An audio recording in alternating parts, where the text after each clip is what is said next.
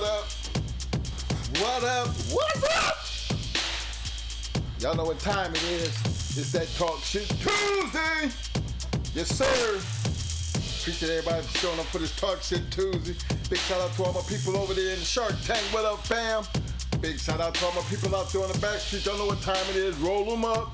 Get that drink together. Get comfy in that chair. Sit back and enjoy the show. Hey, y'all, don't forget to participate in that poll. Don't forget to participate in the poll. And look, I put a number up there to call in because I like to hear a little bit about, this good conversation, because that's one thing that I think we need. We need to conversate a little bit more so we can understand some of the reasons why we say some of the things that we say. Because again, if you don't talk about it, then we won't know. I'm trying to understand clearly what's happening, So y'all help me out. I want to give a big shout out to my main man, the one and only, longtime supporter, my main man, Mr. Dickie Foster in the house. What up, fam? Coming in with a two-piece. Appreciate the love, Mr. Foster.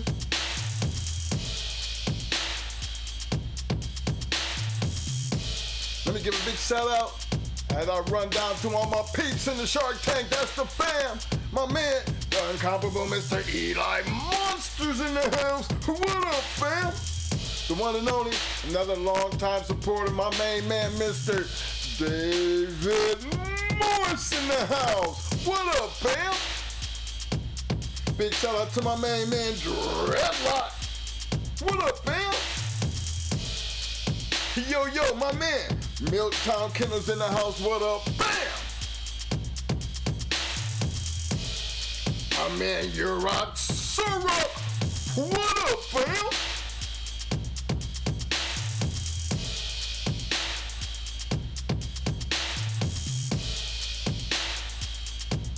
Yo, Bullheads in the house. What up, fam?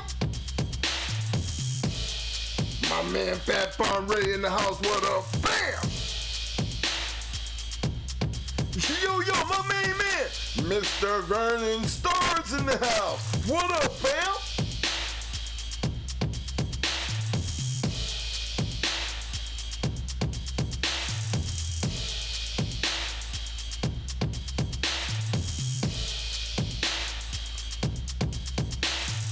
Big shout out to my man, Arrowhead Kennels in the house. What up, bam?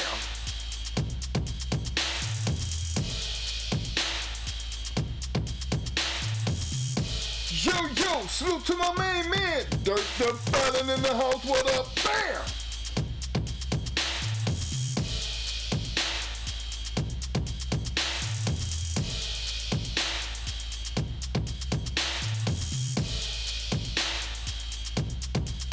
Big shout out to my main man, Mr. Michael Schrader's in the house. What up, bam?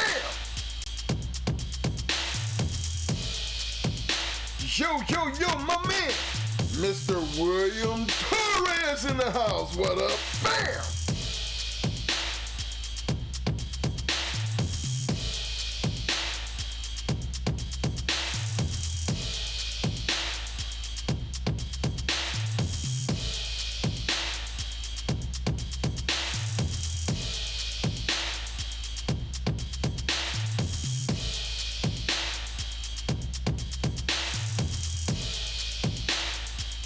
Big shout out to my man, Mr. Courtney Edwards in the house. What up, fam?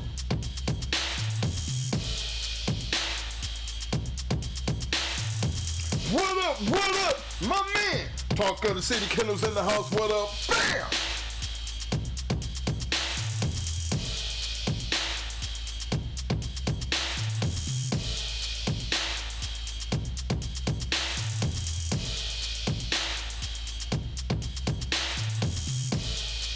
Again, appreciate everybody for showing up. Don't forget to hit them like buttons. Don't forget to hit that like button. Don't forget to hit that subscribe button if you haven't already done so. And do not forget to participate in the poll. Now, you know what time it is. The poll is always something we just try to get a temperature check on. It's conversation piece. Get this party started all right. Hey, look, there's a number to call in. Again, I prefer to hear people call in because I like to know people's opinions, why you feel the way you feel. Because this is the Bulldog community, and you know what we talk about over here. We talk about game dogs, baby. Nothing but them game dogs. Let's hear something. Let's talk about it.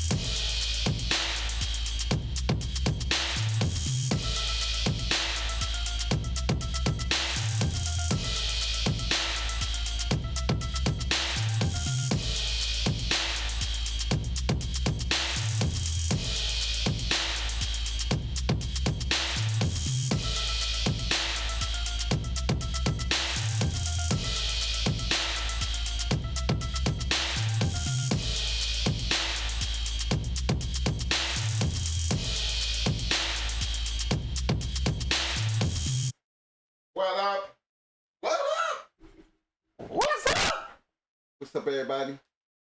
Welcome to the show. Welcome to the show. Appreciate everybody for hanging out with us tonight for this Talk Shit Tuesday.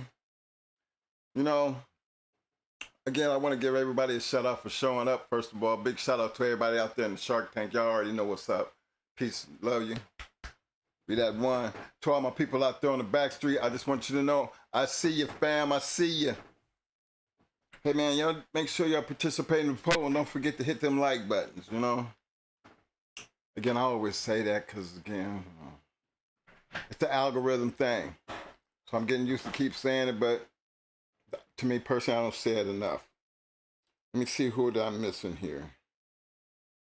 Let's see. Let me check this out right quick. Let me get into the chat. Big shout out to my man and them, Heart and Finish, Kennels in the house. What up, fam? Rubber City, I see you, fam. My main man, Mr. Hemi James. What up, fam? My man Joe the Seuss. What up, fam? Mr. 216. What up, fam? Let me see. Big shout out to my man, Buck City Kennels in the house. What up? Bam! Let me see here. Concrete Vic, I see you, fam. Yo, my man K-Walk. What up, fam? Big shout out to my little brother in the house. Live life real. What up? Bam!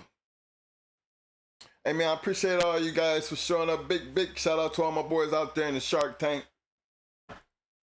You know, before we get started in the show tonight, you know how I be doing my little thing. You know, start this thing out. Community.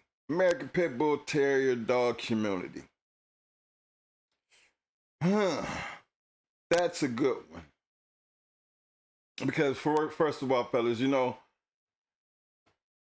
we old school. I'm gonna just keep it real. And, you know, I always talk about our mentors, the people that we hung around. Now, the people that we ran with.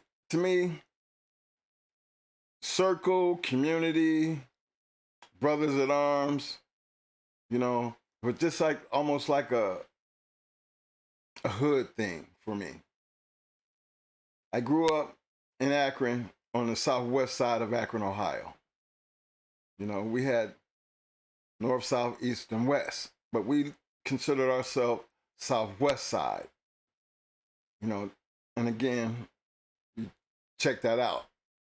SW, Southwest, you know, I'm always going to represent that part, you know, because that was like family type of situations. And I'm going to tie all this in together. You know, back in them days on the Southwest side, all the mothers knew each other. I mean, all the fellas, we all knew each other. That's how, you know, Glow and LeBron and my brothers and, I mean, Tim Brown and the great football player, all these people, we all are Southwest side people. You know, LeBron and them, they was up on the hill, Spring Hill, but we still considered them like Southwest because they was at the top of the hill, South High School. Big shout out to the Big Blue. And then, but we went to school, you know, on the other side, like downtown, they built a brand new high school, and being we was, you know, smart kids, we end up going to one of the vocational schools, which we didn't get it, you know, for everybody who know Akron, Thornton Junior High, West High, you know, West High always represented that the West Side. Then you had forget the high school over in Lane, and you had Elliott and Firestone that was out in the white people neighborhood. But then you had Thornton. And Thornton was like that Southwest side, and everybody in the valley, that's where we all went to school at. So that's like family. You know, those areas, everybody treated each other like family. We didn't have gangs and things like that, you know, back in that time period. And I'm talking about, I graduated in 1979. So that whole 70s period growing up for me with the Jacksons and then, you know, Switch, and then, I mean, all these are like family members for us.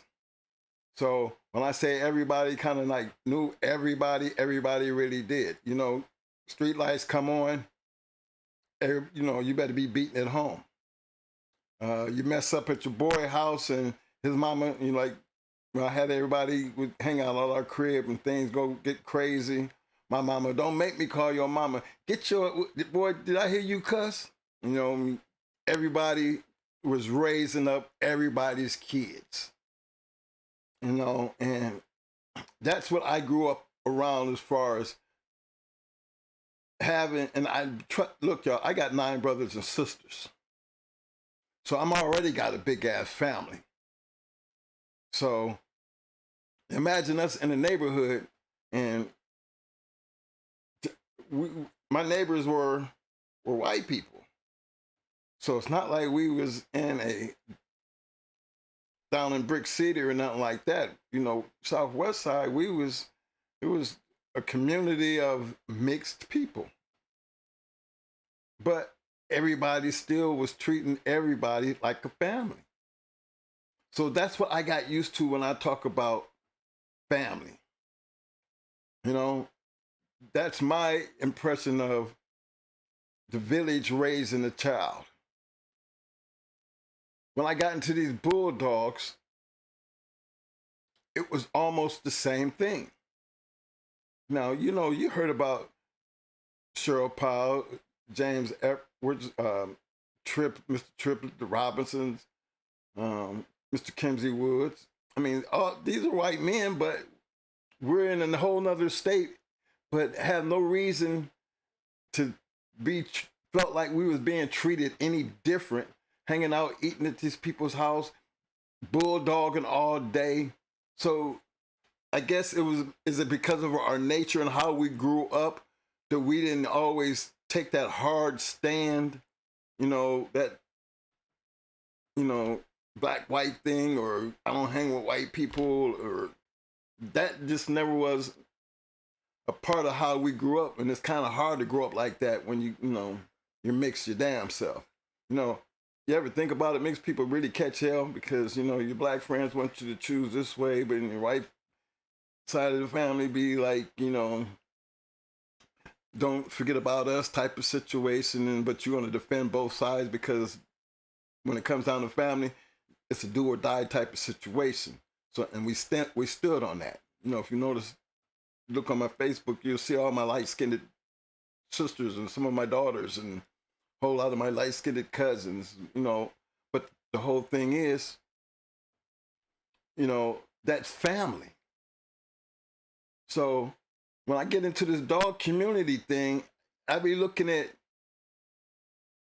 all my boys who open up their doors, and how many times I done stayed at all my boys' houses and sit around and talk dog and drink beers and just enjoyed myself. Wife, kids, they come down. You know, I've had them come to Akron when I was in Akron. They was all in the warehouses. You know, we just enjoyed ourselves. Same thing when I came here to Florida. All, you know, had a big couple shows here. Everybody showed up. Everybody had a nice time. That's the community I was used to seeing, fellas. I mean, so, all right, 2008, when all the drama started with us, you know, our legal problems, 2008. I look at the state of the game at that point in time for us. Because it was at that time period, we kind of like put a wall between us and our associates. because we didn't want to bring nobody into it because it was bad enough. You know, it's all on the TV and everything. So don't have to worry about being on the phone talking to you boys because you don't know what them people was up to. You know, considering, you know, we knew the streets, the street life. So there's no way I'm gonna be talking to my boys or picking up the phone, calling anybody because you don't know what them people is up to. Bad enough they over there taking your dogs and swearing them down, you're doing this and you're doing that.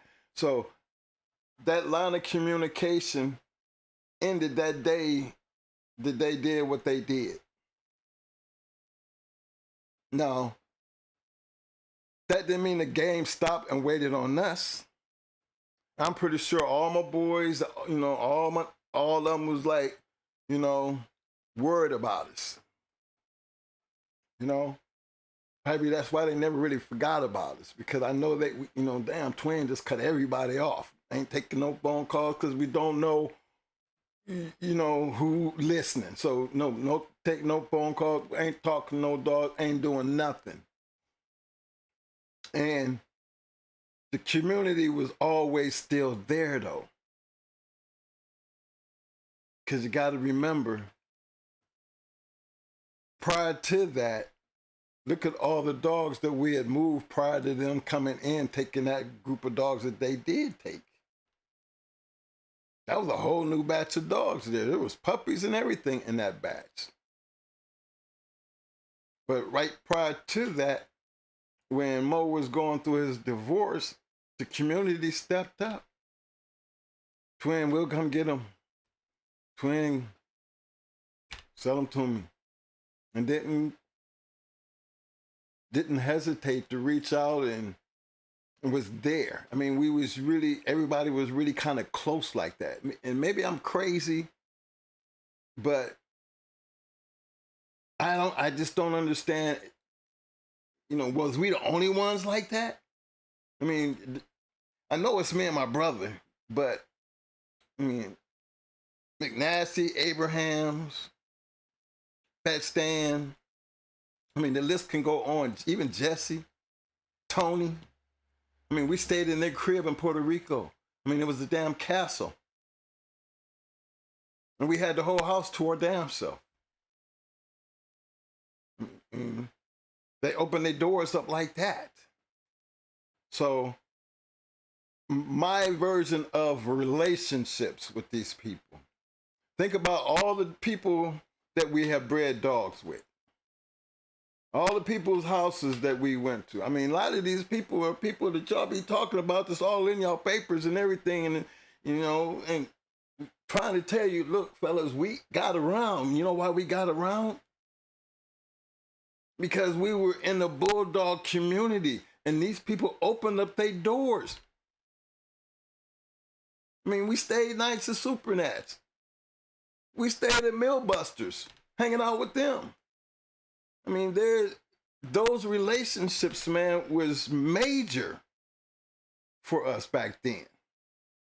So forgive me if you hear me when I be talking about the bulldog community, you know, in such a high regards, because that's the way I came up in this game when the community was like that. Yeah, of course, we had rifts. Hell, we had rifts when I was growing up on the Southwest side.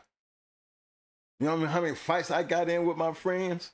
But you ain't see me run home and grab no gun. Back in the day when you had rift in the hood, you put them hands up. You know what I'm saying? Every Friday, Saturday, you're down there, open them park on the basketball court over at Goodrich Field playing, you know, football games. I mean, West Side challenging North Side, South Side challenging everybody. See, to me, that is what I feel like we missing.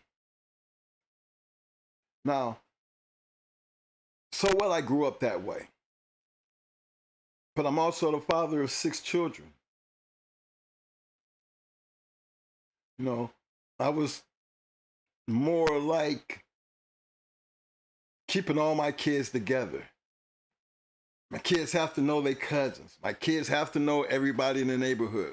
My kids have to show me how they can react out there in the world and not be fearful of the world. Become a part of the world. I mean, I got outgoing kids. Maybe they so outgoing because their dad was outgoing. As a father, I press that. Get on the football team, get on the basketball team, get out there and run track, get out there and do the volunteer work. I mean, I need you to be out there where people can see you so you can see people. This Bulldog game was one of them type of communities that, regardless of where I went, I felt comfortable.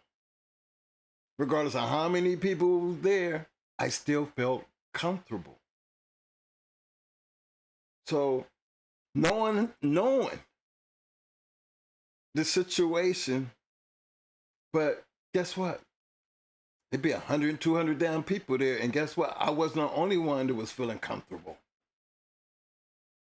Remember, I've been caught up in 3 raids, never got caught. Because I always had, made it a point, I'm scoping, I need a way out. I'd always made sure we had a way out. And getting in the car trying to get out was never one of my ways of getting out. You know what I mean? I park way over there and walk a mile, just in case I have to get out of somewhere quick. I don't want my car to get caught up, because that's where a lot of shit always happened, because all the cars were still there. You leaving your car and you got your tag and everything, so they know who you is. So I was just one of them things. Me and Mo, we never did that. We never got that part misconstrued, because we never put a car in a situation where we couldn't leave where we was and go get in the car and skedaddle. But it was like community type of relationship. I'm trying to think of some bad times where, like, remember, we had dogs stolen, but it wasn't our friends that was stealing the dogs when we was here in Florida. It was the migrant workers that was out there picking on oranges and strawberries and shit, and took it upon themselves to invade our property. How do we know? Because we wound up catching them. The situation at home when we lost Judo and Mikey, and that might have been an inside job. Kind of knew it was an inside job because, most of the time you were going to find us, we had guard dogs at the house. But the way the things that happened, the guard dogs was in the house, but wasn't nothing out there in the backyard protecting the other dogs. The only way that anybody would have known that, things weren't normal, it would have had to been somebody who knew that we was there. Which the only way they could have known we were there, because it was somebody that was in there that knew we was there, and it didn't take them but a phone call to do it. Who it was, considering who we was there. But I never held that over their head, because I'm not going to be the one to be pointing the finger. I almost got into it actually one night with Mick Nasty, if I remember this, because I swore him down. I seen Judo. I did. I was at his ass. And he was like, "Twin, man, come on now." He had to really calm me down. And then later on that night, he was, he had to take me to show me, if this is what you seen, Twin, I'm telling you, this not him. But again, we didn't get into no fisticuffs, and he did, he respected me enough to settle me down and prove to me that I didn't see what I seen. It was close, but it was so close that I had to literally get up on the dog and see for myself. But it was one of them situations that, he didn't play me stupid. He didn't, treat me in no type of way except for, "Hold on, Twin, I'm going to take you over here. And I'm going to show you. That's not him." And he did.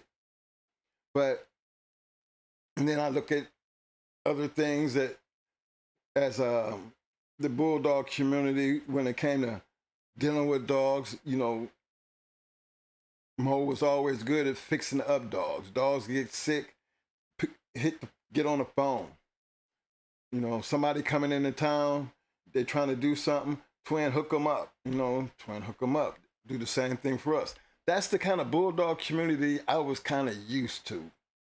You know, and that range spread it out in many, many states, fellas. Many states across this country. From Tennessee to Maryland to Virginia to West Virginia to PA to Kentucky, even into Canada, all the way up to Connecticut, all the way down to Florida, Alabama, Louisiana,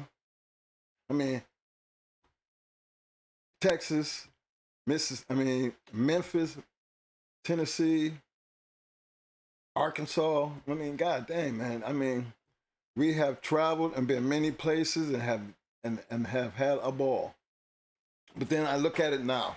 I check out my chat room, the Shark Tank. That's why I pull, and the Shark Tank means so much to me, because where everybody else might be going crazy, they like my family in the bulldog game. They're the Shark Tank. They vicious. They bulldoggers. I have respect for them.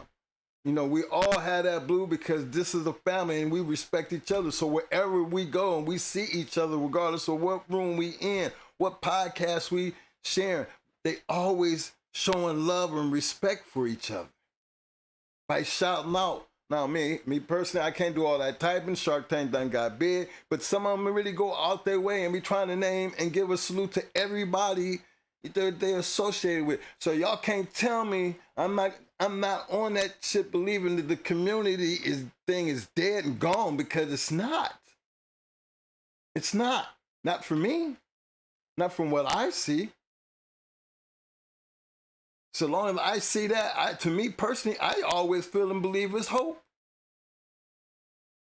Because just think about all the conversations and the people who have gotten together that didn't know each other before doing this, and now they doing this, and they getting a chance to see all the different breeds and see what you got on your yard, knowing what you're running. That's a community to me.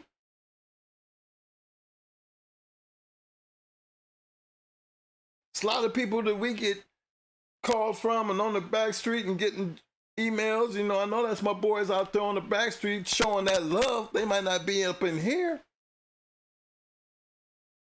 but they let me know that they out there showing that love. How can I not forget them? I know it ain't 2,100 damn people hanging out in this Shark Tank, but I know they out there watching this damn video, so I'm always gonna let them know I see you, fellas, because they don't never let me forget that they are watching me. And that's the community I be talking about, the one that I hold dear. Because when you got that part of the community, I be thinking that you're supposed to be taking care of each other instead of putting each other down.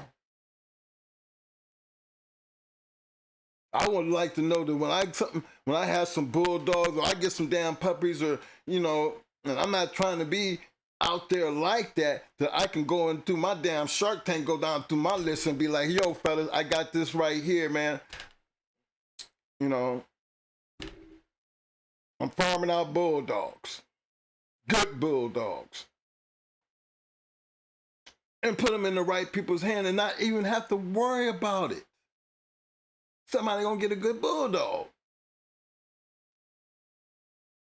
There's some of y'all that's doing that now. That's the community part I'm talking about. So I don't never think that it's dead or it ain't there, or, you know, or bad as everybody say it is. I mean, I see too much that makes me believe different. It's this podcast for us is to be able to share what we done, and we make it good and clear what we have done. And, you know, we're not trying to show y'all how we're bearders, or we're trying to be Tom Garner, or we need these likes, or we don't need. No, what we need is this thing right here. All those people, all those viewers to all come in and understand the reason we all doing what we're doing because we have a love and a passion for this American Pit Bull Terrier. That's what I be on, the fact that we can do that part. And we, guess what? We all over the country. We all over the world in some of these places for the love of these dogs. So I don't ever want to be caught up in a situation that I look tacky to the rest of the community or the rest of the world. I don't want to be that person. And I would hope and pray that we can do better and be better as a community. Because again, I'm a true believer in, you can move mountains. You don't need a lot of people to do it. Just need the right people to do it. And I'm game for that. I would love to see everybody at one point. I tell you what. Remember I told you about the Southwest side. I'm 60-something years old, and the guys that I'm fixing to go, hang around with, we're all getting together. It's about 50 of us. And we old men, a lot of them, some of them are dead and gone. But we are up in age, and we at that one point that we're not going to wait till everybody gone to actually come together and just have that one day together, that one weekend together, everybody flying into one spot and just hang out together and just say, for that one point in time in our life, for 5 days, everybody who is still alive that grew up on the Southwest side, all my fellas, we all gonna be together in one place. We're gonna have a whole lot of fun and a whole lot of things to talk about, but it's a blessing because that's family to me.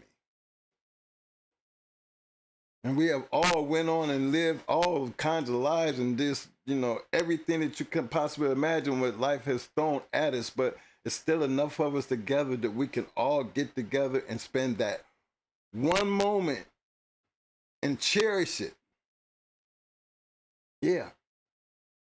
Just to be able to do that and to see all of them come together and do that. Now, I know if we can do that as a neighborhood, not a high school reunion, this is a neighborhood reunion. Southwest sweet! You know what's up. As two dog, baby. But to me, that's big. And I like to be able to see us be able to do the same thing before the day I die, just to be able to be in the same room with Dickie Foster. I got a chance to hang out with Mr. Courtney Edwards and so many of you guys out there on the back street when we went to that pig picking. That was big for us. It really was. A lot of people came out. I mean, like times that was the biggest pig picking he ever had. And I'm glad it was the biggest because that gave me a chance to see all the people, even the old schoolers, white and black, hanging out, enjoying themselves, talking and hanging out with a bunch of damn bulldogs. Yeah, I got a chance to do that in my lifetime and look to do it again. And the reason I bring that up, because one thing that I'm going to always try to have faith in is people. People. My mentors and all the people we met in as a part of this American Pit Bull Terrier community, I'm going to truly tell you, they were beautiful. Beautiful people. I've had the chance to hang and be around Chico. And so you got your bad eggs, all right? You got some bad eggs. I understood the shit that McNasty did. He wasn't the only one. But he was my boy. He didn't do it to me. So it's not like I'm gonna just kick my boy to the curb. It's just, you know, outside these bulldogs, I can't fox with you. Cause you hurt a lot of people, bruh. And was man enough to have that conversation and he understood. I mean, what people did in their personal life, man, it was never none of my damn business. Wasn't part of what we were hanging around doing. It wasn't what we did with bulldogs. Outside of us throwing concerts in their cities, they didn't get in Twin, you know, except for Twin, give me some tickets. I heard y'all doing some shit over there. Can I get in? Yeah, I'm gonna send you some tickets. Send them some tickets. Never once did they ever ask me where I get my money from or how I made my money, and never once did I ever ask them. But they could pretty much tell you, yep, they knew we were doing shows. How they know we was doing shows? Because they always got tickets. They were always had the opportunity to go where we were going if we was in that area or if we had some extra tickets and they wanted to go. They knew we had a business. Hell, that most of the time, if you wanted to find us and you would happen to be in the area, meet us over at the store, meet us at the warehouse. You know, always. So the community thing is where I'm at with this. You know, the lack of who you trust and all that other shit, it's kind of hard for me to get into that mode because I had never been one to trust any and everybody any damn way.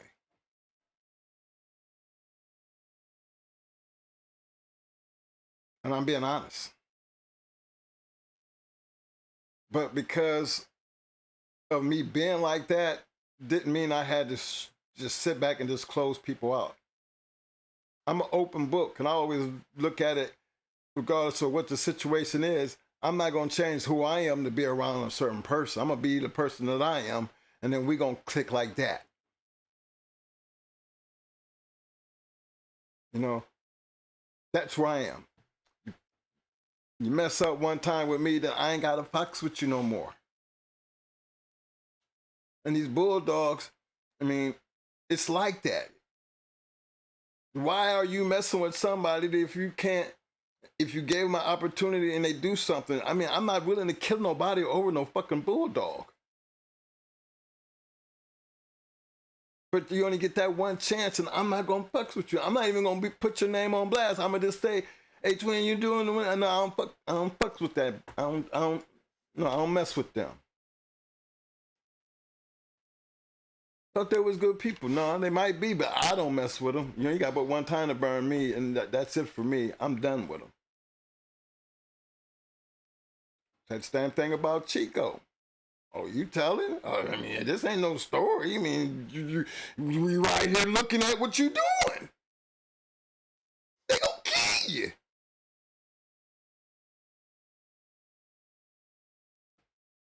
I can't fucks with you. That ain't putting you down based on your dog or anything else. That put you, you know, we ain't cool because of what you do and what you done. We ain't got no business like that. And that ain't hating on him. He know what he done. He can't call me a no damn liar. All he can just do is I don't mess with him and he don't mess with me, and we're gonna leave it like that. That's the end of that. So that's not me just throwing bones and blows at people. When anybody I got a problem with, there's a reason why we ain't cool. 9 times out of 10, cause you fucked up. And when I say that 9 times out of 10, because it'll be just that one time that you might do something that I'm gonna be wrong on how I, handle that situation. Because that all depends on what you did. Because I will go out my way to do some real fucked up shit to make you never want to fuck with me, ever. And you really got to do something bad for me to be that kind of person. So that's at 9 out of 10 times, because that one time I'm gonna own for myself, because you're always gonna have that one person who just think, and I'm gonna be that wrong. That's gonna be where my wrong gonna come from, because I'm gonna deal with it in a nasty way. So I'm gonna be like, you know what? I shouldn't have did that, but they deserve that. So I'm gonna take that one on the chin. But 9 times out of 10, I ain't messing with you because of something that you did. And I'm cool to leave it like that. What's wrong with being like that? To me, there's nothing wrong with being like that. But it don't kill a community. The community kills itself because of the people that's in it. You start weeding out the bullshit in the community, you're going to see the strength in the community. These podcasts would be nothing without you guys. Believe that. We wouldn't be shit.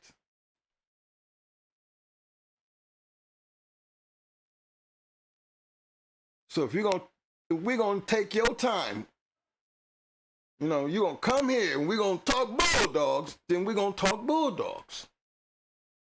I don't know you personally. I don't know your family. I don't even know what you feeding. Only thing we know about each other is you come and support me, and I know you out there, and I'm gonna be out there to support you when you need me to support you. That's why I was always game to support everybody's channel. But there gotta be a reason for me not to want to support you. And I don't feel like I have to argue about that, because that's always gonna be as grown men, because I know we talking to grown people. We don't have to deal with nothing we don't want to. And it's really not that serious, considering it's only a podcast. But I'm not a fan of calling people snitches that don't have ain't got no receipts. Never tell you something. If I damn it say you a damn snitch, don't make me pull up no damn receipts. Cause we receipt giving people around here. We do our best on any and everything that we say. We gonna bring some goddamn receipts. Now act like you don't hear me when I say that. I don't make it a point to be running around here calling people damn it snitches. And don't really bother me as long as you ain't telling on me. I don't care who you told on. But don't be out here calling somebody else a damn snitch knowing damn well you a snitch. Hold on. How that work? That's the part of the community y'all be sitting back tripping on. Now, how is this shit working out? Is this an episode of One Life to Live or some shit? Is this shit really happening? Calling people snitches? Well, where the paperwork at? And then I see people saying, hey man, that just ain't cool. Don't do that, man, unless you got paperwork. I'm a true believer in that. Because one thing I can truly tell you, the person who calling somebody else a snitch and you got paperwork, I got a problem with that. Because how many of y'all out there really know about that other paperwork? Y'all don't know. Do you? That's why I always say, nobody out here has the right to be saying anything about anybody snitching, because you don't throw stones at glass houses when you live in one. That's where I got fought at. And for everybody who jump on that bandwagon, is quick to do that, make me question you. Because that ain't cold. You from where I'm from, you call somebody a snitch, you better have some damn paperwork. Because everybody's ears go up. And when your ears go up, we want to know what you got. Send me what you got. And if it's true, somebody being blackballed. That's just how that works. Sometimes that shit get people hurt.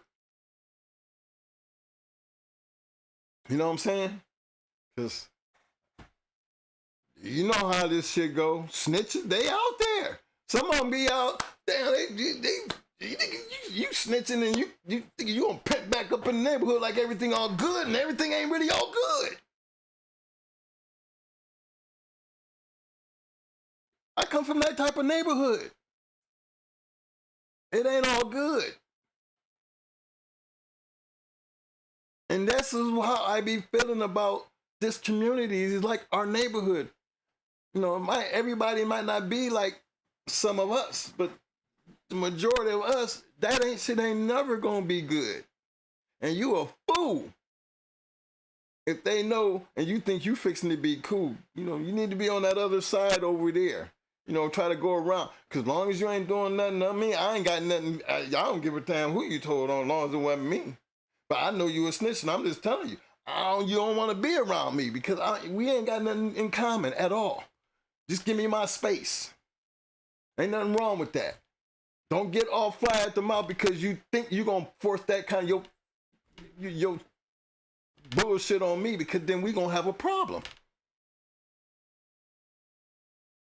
And I ain't gonna have no problem telling you why I smashed your ass, because this snitching ass nigga all up in everybody's business, and I don't care where he go do business, but you ain't doing nothing around here. And I would definitely tell my people, no, don't fuck with that mama. He ain't good. He ain't right. You short the twin. Look, man, I'm gonna send you the paperwork. Anybody who knows us. Now I don't get out here and put people on blast. But if I say don't fuck with him, I mean don't fuck with him, and I don't worry about it. I'm gonna send you the paperwork. Keep that between us. And just understand that. Don't mean I'm hating on nobody. Some people just, you know, if you my friend and you know something about somebody and you tell me something about that somebody, you just make sure you tell me and you send the damn proof behind it. Don't just be telling me nothing about nobody and don't have nothing to stand on, because that make me question you. It's called street code.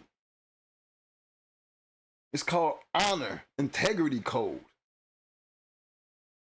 The player hating comes in all shapes and forms and sizes, because it's easy to point the finger at somebody to keep the damn finger from being pointed at you. That's all I'm saying. And for everybody who jump on that bandwagon, make me question you. Because from where I'm from, all snitches hang out together because they all got something in common. Because most of the time, the real people that know they snitches, they going to have them over there anyway. And anybody who hanging over there with them, it's all good. You just don't bring you and them over here. And we might be doing something over here that we just don't want you to know about. That's all. And that's keeping everything kosher without having to step on somebody's necks and disrespect anybody. Because you ain't got to be forced to deal with anybody, but don't make me feel like I got to be forced to deal with you. I prefer you have your thing and let me keep mine. You stay over there, and I give you your space and you give me mine. There's nothing wrong with that. But the community is like any other community that I come from, that I know of, that has been successful. In order for anything to work, you got to be on the same page. You got to have some kind of code of honor. Everybody going to have to understand and operate in the same way. That's what makes community strong. And remember, it don't take much to have a strong community. It just takes the right amount of people to be able to do and stand on what they believe in. This is what this is all about for me in this conversation today. So you understand where I stand out on this shit. You know, going hard, we don't ever really say nothing. You know, you don't see us clock out, but you don't see us draw out shit. We say what we say, and we say what we mean, and we're done. Talk all that shit about my family and talk all that shit about me, you got problems. And I'm not going to sit out here and make it a problem. I'm done with it. Just know just know, you never know when that day comes that you got the answer for your mistakes. And I don't want to live my life knowing that kind of shit. I don't care how bad that baddest nigga think he is. I'm 63, I'm damn 3 years old. I'm a trained damn sniper in the Marine Corps. Expert, highest honor you can have. 5 years straight in a row. I have 101 ways to kill you in less than 10 seconds. Why? Because I was trained to do that. Now, as an old man, we have our options. You know what I mean? You don't know how people live in their life and how people take shit. And that's why I'm not into that stick your chest out, think you all that, because you never know the day come when you got to check that shit in. And that's when you're going to find the badasses. Because I never had a problem in checking shit in. Never, ever. I don't let shit get to me like that. And when it does, that's when I say 9 out of 10. And I own that. I'm going to just own, yeah. I be went out my damn way. Yeah, okay. So I'm not trying to ever be perfect. Never said we was perfect. But one damn thing, at the age we are, and when we sit here and do this, we ain't got no time and room to be out here bullshitting with nobody, and don't have no time for nobody to be bullshitting with us. You can like what we say. You don't have to like what we say. You don't even have to be here. The thing is, my thing is, his thing is, we together in what we do. This Shark Tank is a part of what makes us who we are. Don't need 1 million people out there in that Shark Tank. That's why as many people that come in here, I make sure all you got to do is show up and participate, and you will be part of this Shark Tank. All the rules along the way, all that you don't know, believe me, there's enough sharks in there who understand, and they will show you and help you get along to keep that blue. Anybody who don't deserve that blue, their asses will be checked and they will be out. That's a community to me. That's the Shark Tank. That's me doing my part. It's them showing that it can be done, because they can go any and everywhere and they all gonna show love for each other. That's all I'm trying to say. Don't take advantage of that, people. Respect them and try to address what you see that's helping you and make it work for you, because that's a community right there. And if they're willing to show you love, at least give them what they come for. Not no goddamn entertainment, a bunch of bullshit going back and forth. This is Bulldog. We can get enough of that shit on TV. Let's get back to what we're all here to do. And that's talk Bulldogs. That's the last time I remember we was doing. But appreciate that, y'all. My man Mo done walked in the house. Look, man, I hope y'all take something, you know, on the moral side of anything that I be sitting here doing, because I let Mo talk to dogs, but I'm more like into, I go to everybody. You know, y'all might not see me in y'all room. You might not see me type do nothing. Even the ones that I feel like I don't like, I still support them.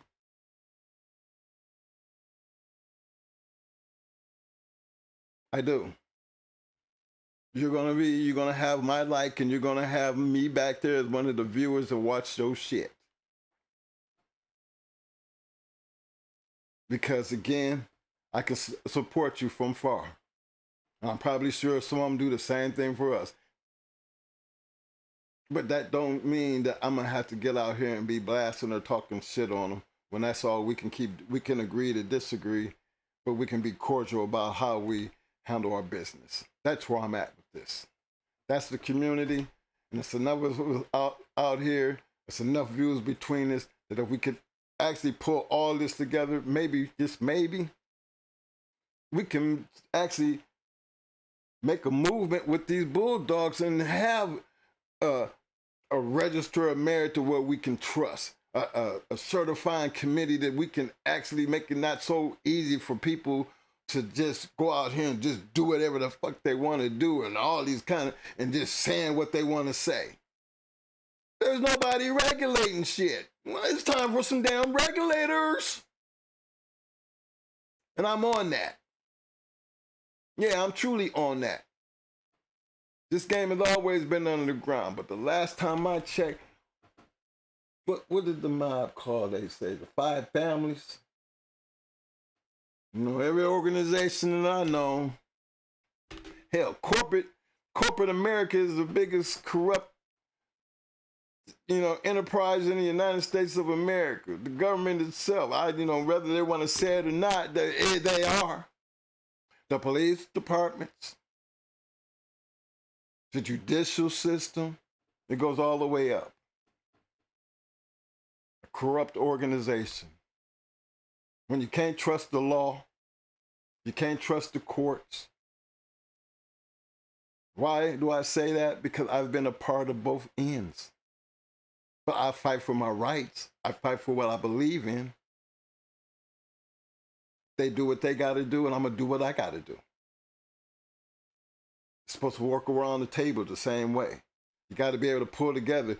How are we going to fight something that's wrong if we ain't pulled together enough for everybody saying the same thing to stop some of the shit that's going on? You're allowed to have a damn treadmill. You're allowed to have a fucking pit bull in your yard. Yes. Just because you have a pit bull and a bulldog, you know what I'm saying, a treadmill or a breaking stick, does not make you a dope dealer. Does not make you a dog fighter. But yet they do it so easily and get away with it because it ain't enough of us saying nothing and stopping it. We rather take the news and you rub it in their face. Oh, your twin got busted, twin got busted.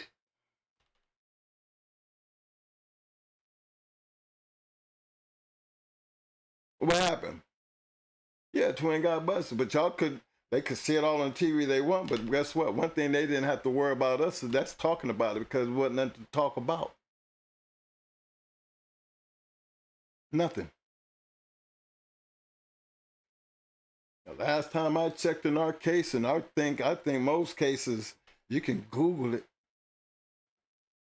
Now, one dog man showed up and testified and said a damn word. I don't think they wasn't trying to get somebody to say something.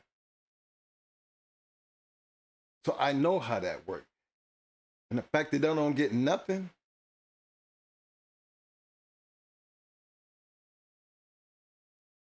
you know, I give a big shout out to my man Buck City because I do, you know, I support my man and I know what it feels like to have the weight of the government come down on you, fam. I know what it looks like to be ran for 3 whole years, all on the news every time the damn, court time come. I mean, you got to be in the damn news. Open it up. Start the damn news thing off. But the minute them not guilties came through, what? How come that didn't make the news? It didn't make, look, it was a small article about 3 pages into a newspaper. Not the front page of the newspaper. And even then, they didn't really want to mention the 30 motherfucking not guilty, the not guilty verdicts. It was easy for them to say facing 30 years with 33 charges. All that shit sound good, but when it all came down to it, where was the article when it came down to 30 not guilties? How many? 34 not guilties. 34 out of 37. Where was that at? Why didn't that make the news? Why wasn't that on the front page? Why wasn't that mentioned anywhere but on a small goddamn, I think it was 10 lines in the middle of a fucking newspaper?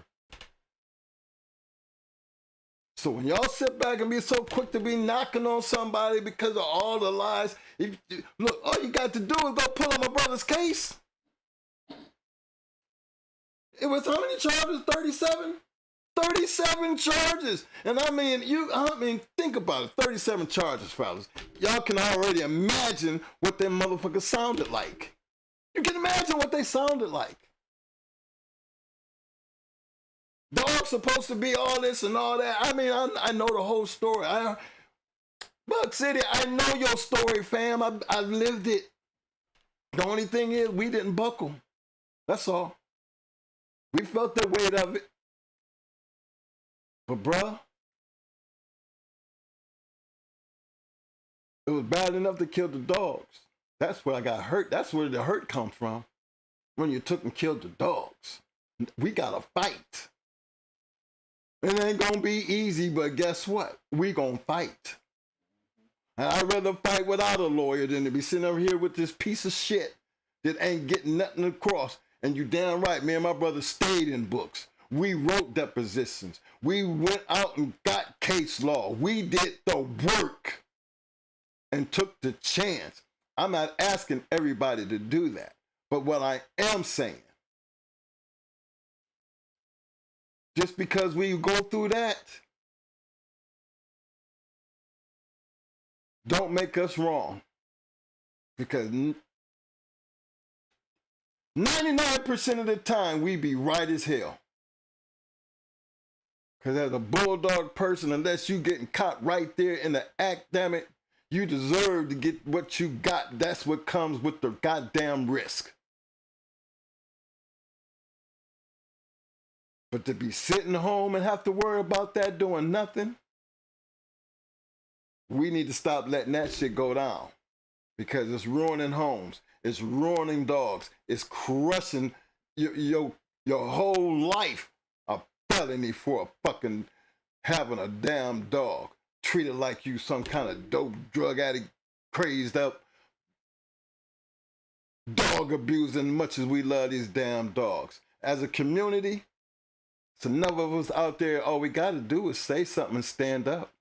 Remember, they found my man over there from Triple J, I think that was Triple J. They found that man guilty. And he was paying somebody to do that?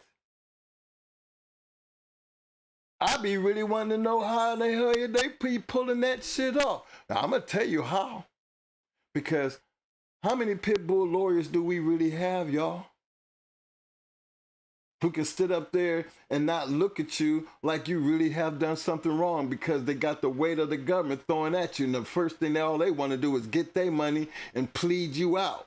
Let me try to get you the best deal. Like you really done something wrong. That's bullshit.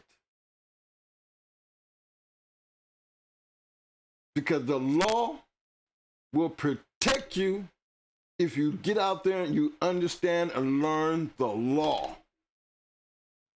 Don't depend on nobody else to do it. All we talk about is some goddamn bulldogs. And it's called your right to have that bulldog. And you have a right to defend yourself when it comes to that damn bulldog. You ain't got to go out here and become a lawyer. All you got to do is learn your rights is what it takes to have a goddamn bulldog. What it takes to have to exercise your First and Fourth and Fifth Amendment. The right to have the right to protect your property. Your dogs is your property. If you can't protect your property, that means you can't protect your home. You can't protect yourself. It ain't like you got to learn a whole bunch of law. All you got to do is cover the ones that you know about you. That's going to take care of you. And be willing to stand on it and fight for it and see it all the way. Hell yeah, it's a hell of a risk. But is that how we gonna letting them just say it's okay to kill the dogs? Put these things on our record? I mean, are we succumbing to that bullshit? It's supposed to be a big enough community. Instead of tearing each other down, let's see what it look like when we gotta hold each other up.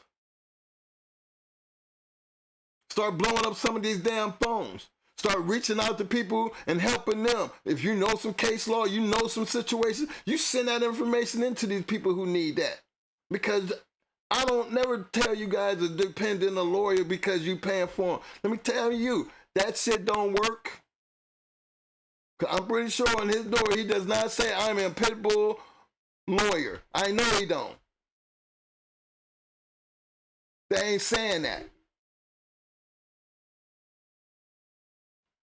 So can't nobody sit back and tell us that you can't win. And even still, my brother sit there and told you, even after it was all said and done, it does still sit up there and told him, God, you a dog fighter. I mean, this is bold as shit. Jury done made their decision, everything else. You get, all right, the steroid, the bio up, you okay. The baiting, okay. The bag of weed, okay. Them the three things, okay. But what the hell did I have to do with even a crooked ass judge gonna still, after all of that, you gonna still call me a dog fighter? I just like the way Mo replied. I never said I wasn't. Your Honor. That meant to me right there, I just smiled. Cause I'm sitting around looking, I'm on the elevator with the prosecutor lady and she crying. She's upset. She's upset. So trust me, I know what that shit feel like, and it don't feel good. But it do feel good when you win. I mean, my brother still had to go do 2 years. 2 years for a bottle of steroids and a baiting charge and a bag of weed? A bag of weed? This is legal now? I mean, a bag of weed. I couldn't have been no more than a dime bag or something. And you're going to get 2 years for that. Come on, man. But that 2 years was better than 30-something. Because his plea, the only plea bargain he had was 20. Think about that. Didn't keep a lawyer around long enough to see it get any lower. Because the fact that you was even talk about taking the plea, you getting the fuck out. We don't need you. We don't need you. Next. Damn it, we done been through, how many lawyers go through? 6? 6 lawyers, damn it, man, Mo. But then that's what coming up in the neighborhood like we come up in, you know, and then having my family members and then people just reaching out, putting us in the right direction, helping us put a case together and be able to present it. Because all you got to do is just know what you're talking about and stand and believe. Because it ain't the court I'm trying to prove it to. It's the people that's sitting over there in the jury. Them other people, they gonna lie and do what the newspaper and believe all that bullshit. But when it come down to it, the simple things, what's wrong with having a treadmill? Well, you give me 12 people over there and I'll show you what's wrong with why it's okay to have a treadmill.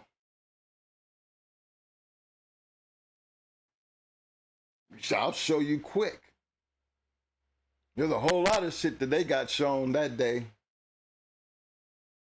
Even showed them that the people who was actually doing the prosecuting was lying like hell. But what did it take? It took somebody to stand there and fight it and show them he's lying. How do we know he's lying? How you gonna take some ear clips and tell them it's there to open up a dog's chest? Well, but they had the nerve to actually say that in front of the jury. I mean, stupid shit like that. Just how free they get a chance. They get so caught up in it. They be saying shit that they actually truly be thinking that they gonna convince somebody of that bullshit. And if you sit there and let them, they gonna get away with it. Like we need to take a screwdriver or a hammer because we be beating the dogs. Come on. How about do we use a screwdriver and a hammer because we putting roofs on the doghouse? Or we're putting flaps on the damn doghouse. What's happening to using a hammer and a screwdriver for what they was made for? Get me to understand what the hell a hammer and a screwdriver gonna do. I'm gonna do it, and I'm a dog lover. I'm gonna be sitting up here using it on the dog to do what? To let them tell it? To be using it as a breaking stick or beating the dog over the head or some crazy shit. They can sit there and tell somebody that, and you gonna sit there and don't defend that shit? That's what I'm saying, fellas. As a community, we see it. We need to do something about it. and the bullshit that's going on, to sit back and laugh and talk shit about people where y'all think it's cool, better hope like hell the day don't ever come to this. You're going to be you on the other end. And if you think your money going to get you out of that shit, and you can just be this as clean as hell, but find yourself in that position, then you're going to find yourself thinking about how you was treating somebody else when it was on them. Let's see what it look like when it's out on you. If you don't take heed to what I'm saying, and you think your money going to get you out of it, that you want to go pay somebody to do it, just remember the words that I just said. Buck City's giving you what it looks like when he was paying for a lawyer. GH.CH giving you what the outcome was when we didn't pay for a lawyer and went through 6 and still come out in a jury trial on top. So at least that's our commitment. Big shout out to Buck City, because he's telling you, he's giving you the full run. Them same 3 years that that man suffered, we did the same thing. Wasn't that no different?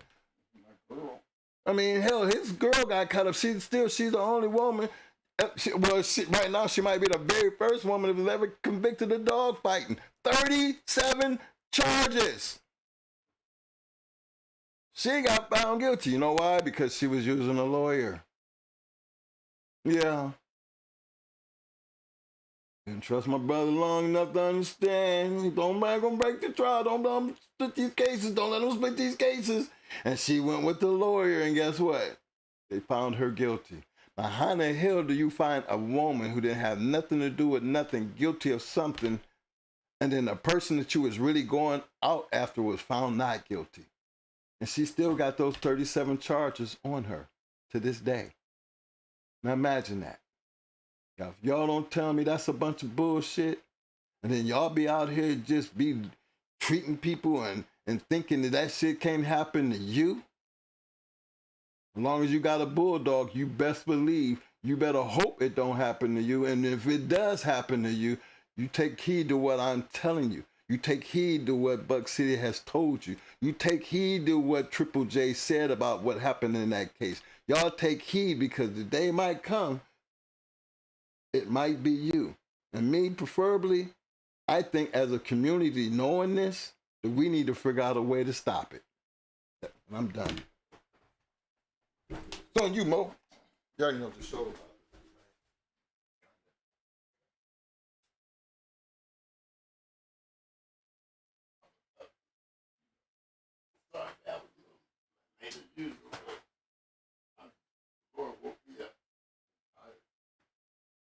You know, if I go to the doctor, it's more bad news. I just get sick of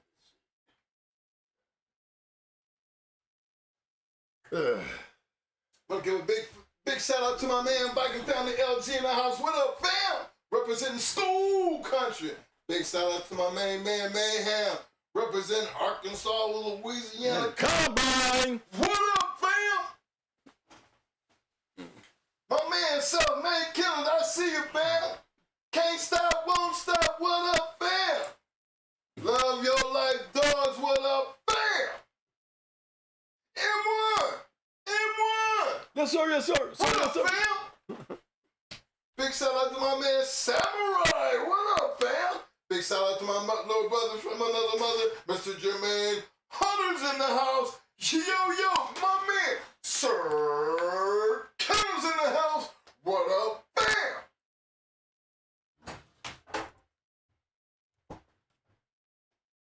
What's up, everybody? Cool beans! What up, fam? Uncle Woody's in the house. What up, fam? Uncle Woody!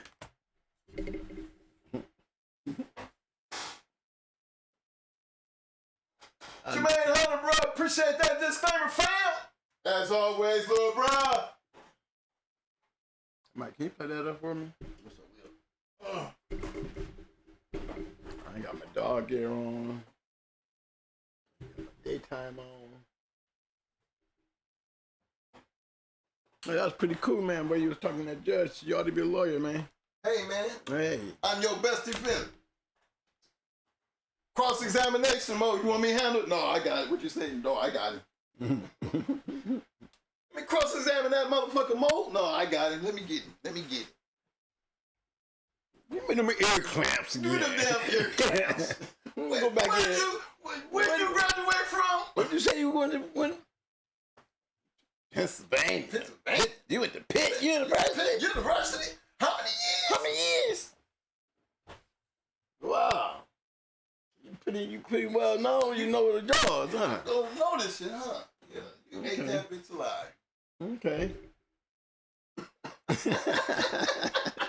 That bitch said she was shocked as hell. And them ear clamps came up again. What is she getting ready to do here? No. We're gonna talk about that chest spreader. Yeah, that chest spreader. We use them to open up the dog's chest. Let's go back to that again. Hey, give me this catalog. Get this catalog. I'm show the jury this. Yeah, give me this catalog. Now you tell me, is this not the same thing that you hold in your hand? Right there, that thing right there. Is that the same thing that's in this book I'm showing you? This catalog. It seems to look like it. Take a closer look. Take a closer look. Take a closer look. Let me grab my catalog. Go over here and show it to the jury. Your Honor. Can you explain and tell the jury what it said this thing is in the catalog? What it said is. Damn pit bull ear guy. No, the judge made her say it. Yeah. No, you read it. The judge made her read it. Made her read it out. No, you read it. What did it say it is? Tell them, say what it is. Tell them what it is.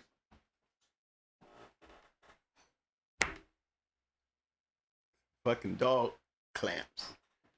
Put on the dog's ears when you cutting the ears to make the ear cut nice. Not an ear spreader, a chest spreader. They got that shit off of my girl trial. Tried that shit on my trial. I let them swing out there like they was loose woolly. By the time I got done, I didn't need a defense. Didn't even have a defense, as a matter of fact. It's your turn to put up your case, Mr. Baines. Well, I don't want to hold up the jury, so I'm going to just give it to the jury from where we at. We didn't sit here and watch several days of this bullshit, so I ain't got nothing else to say. I want the jury to go on what they see.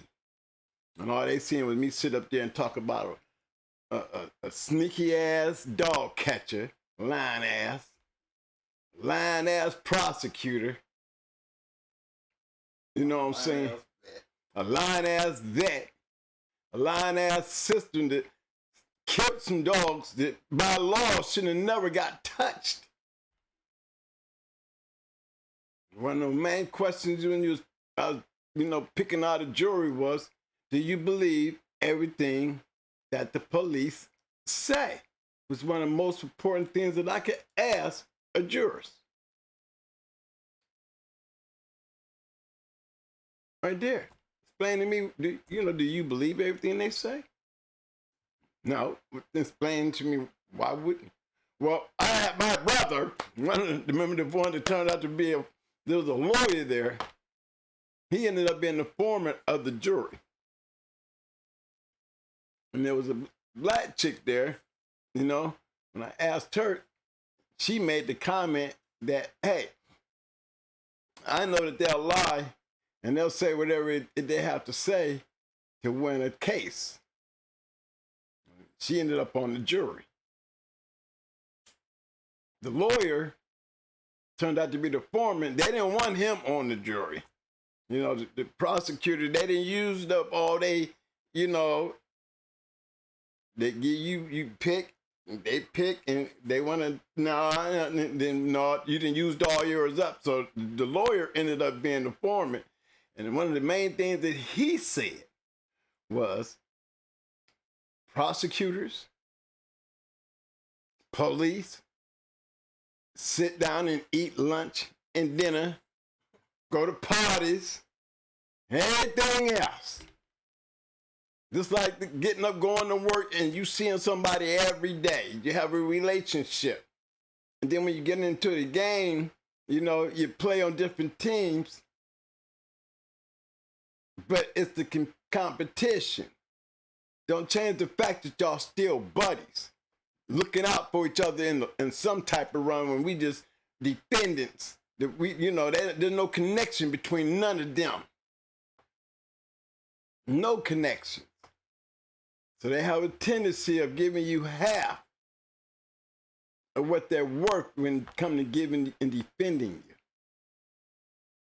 Trying to protect everybody's reputation, trying to protect each other. So never trust a lawyer. I wouldn't give a damn. Your money cannot, if anything, it makes them quicker to cheat you. Because you give them that money, they ain't giving it back. They ain't giving it back. No. They're going to give you the defense, send you up the way, throw you across the wall, and still be having lunch and kicking at the next, you know, lawyer party with the prosecutor or even the damn judge. They all hang out. So when it comes to these dogs, know the law. I say this to those in Florida. One of the biggest things in Florida that they're getting away with when they were taking our dogs and killing them. And there's a Florida statute that says anybody that kills a dog without a court order is committing a felony. They didn't say you had to be, you know, that only works for us people like me. No, that works for not only me, that means for them too. That's just not a law that's meant for me. I can't kill a dog without a court order. I can kill my own shit if my shit's suffering. I'm going to. I don't need to go to no court and ask for shit. But when it comes to them confiscating your shit and killing your shit, because without it, you can't present it in front of a court. And see, that's what it was with mine. My case was so messed up that they tried to play that game that they killed my dogs and then took the puppies and farmed them out before we even had a damn pretrial or a preliminary hearing.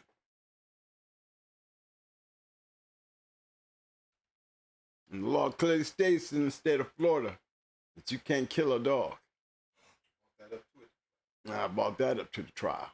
And they didn't want nobody to know that part. Because I asked the woman, did you euthanize my dogs? No,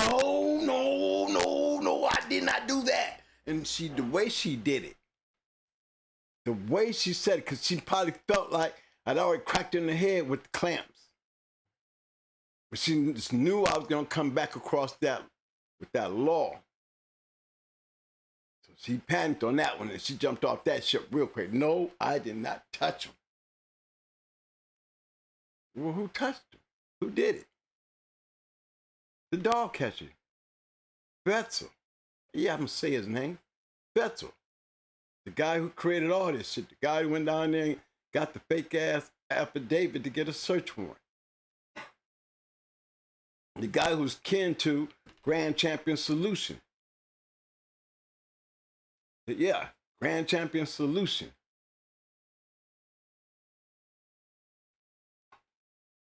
You know what they didn't want the Mayday dogs to take over? That Drac shit wasn't enough. You know, did I hurt somebody's feelings when I stopped some of that shit? I don't know what their problem was with it. I just don't understand what I did to them.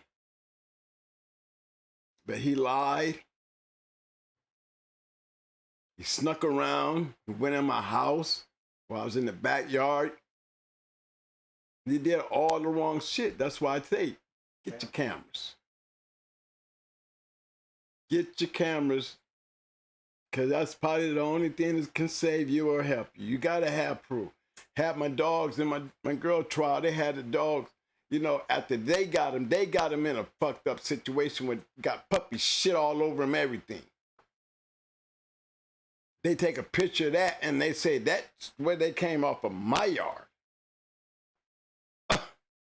Y'all got away with that one on my girl trial. That's how dumb her lawyer was. You let even that slide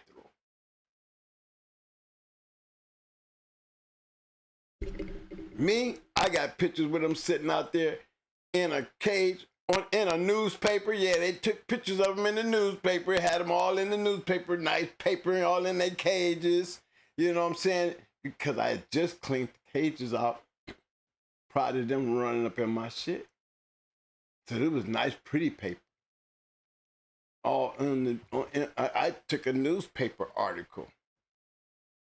Now, how in the hell this picture was taken when my dogs was in their custody? This is their picture all on this newspaper, all up in this newspaper. This their picture. Now, how in the hell you take this picture? This is puppies with shit all over them, all in their feet, covered in shit, and say this is the way y'all found my dogs. Yeah, it's shit like that. I showed them my pictures using their own shit. Here's a newspaper article. This is a picture of my puppies.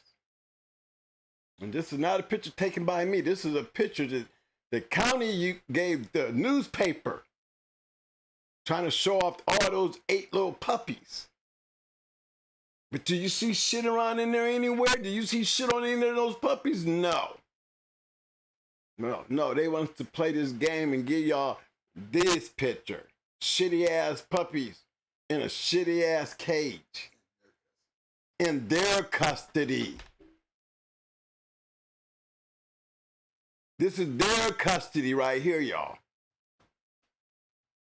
That's why the jury got pissy. Yeah. See, all I had to do, I ain't had to defend myself. All I had to do is defend my yard.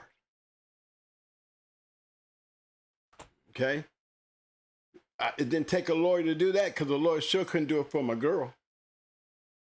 She went to court a whole year and a half before I did and got found guilty of all counts. No, you gotta have your shit right. You gotta have those cameras. You gotta have those discs in those cameras. You gotta be able to have that shit on file. If there's something on that camera that you don't want on there, take it off. If I'm moving around in the yard and I got cameras all over my place, I don't go nowhere. I don't feel safe without them watching over my shoulder. I keep disc backups, all kind of shit in those cameras. And if it's something I don't like on there, because I have to be self-conscious about my own eyes. What are you doing on your own cameras that you don't need to be letting stay on that camera? Well, whatever it is, I'm going to forget about it as soon as I hit delete. I'm not going to worry about it. Because all I got to do is hit delete. You know, sometimes you might have to bust your dog in the head with the shovel because they act like they're catching on. You know them damn dogs, they get kicking in the bulldog mode. And remember, I had one that always bite me on my foot. And I had to down there beat him off. Or sometimes I had to slide my foot out the damn boot and let the boot go. But I'm coming back to get it. Okay. Oh, yes, I am. You done fucked up. But they be like that. These dogs, they're unpredictable and shit like that. But guess what? After I was done, I had to go back in and take care of my own seeing eye. I cannot leave that on there because they'll take that little thing right there and have a reason to come in here and take all my shit. And say I'm abusing my animal. When I ain't abusing my animal, I'm protecting myself. Goddamn dog that lost his damn mind attacking me. You know what I'm saying? I done popped one so damn hard, I done knocked his ass unconscious before. You wanna sit out here and fight me like I'm another goddamn dog? I'm gonna show you. You might not be no good after this. But I'm gonna show you shouldn't have did it to me. I'm gonna go back over here, hit the rewind, and it was about that. There it is, and delete. You do what you got to do to protect yourself, but you do what you got to do to take care of yourself as well. And I'm not gonna be walking around on eggshells because I'm worried about the police. You have a right to have a treadmill. You have a right to have a breaking stick. You better start exercising that right and stop saying it and understanding you got to know it. You're saying something you can't even prove for your damn self. What's the statute to that in your state, your county? What's the statute that says that because you have these things, you know, and because of a particular breed, you're automatically profiled as being a drug dealer and a dog fighter? I mean, what if we all was to just, everybody got a treadmill, take it on your front porch and put your dog on the front porch. Everybody out here with a bulldog. I'm talking about the good people, the bad people, everybody. It just prove to the world, you know, that it's not against the law to have a treadmill. All you got to do is stop hiding it. Let's have a treadmill Saturday. Everybody with a treadmill, get your cameras out and just start taking videos of your dog on a treadmill, running it. And put in the caption, I have the right to exercise my right to exercise. We have a right to exercise our dogs. They want our dogs locked up in cages, no more chains, then guess what? Then that means that we need exercise, so I need a treadmill. It's a very hyper animal. I need to let him unwind. And if everybody was to do that, it would probably make CNN. We just blow up TikTok or Facebook or nothing. We just got everybody just filling up the internet with dogs running treadmills. God damn it, I got Malamwall. I'm happy just put everybody on the damn treadmill. Go talk to little Chi-Chi, you know, the damn little alert dog running around the house. Go put his ass on one of them treadmills. Go out here on the internet and look at all the treadmills that all the different breeders from retrievers to hunting dogs on treadmills. They sell the goddamn shit on Amazon. I can guarantee you if the community was to do like some Black Lives Matter shit, how about our dogs matter shit, whether they white or black, even the activists and the dog lovers will fall in place because it's not against the law. And what about these so quick to point out a scar on a dog? What you need to do is go in your county and find out how many dogs they collect off the street that then got off the chain. German Shepherd, Rottweiler, you know, a little doodle, whatever. How many of these dogs get off or get out and get picked up?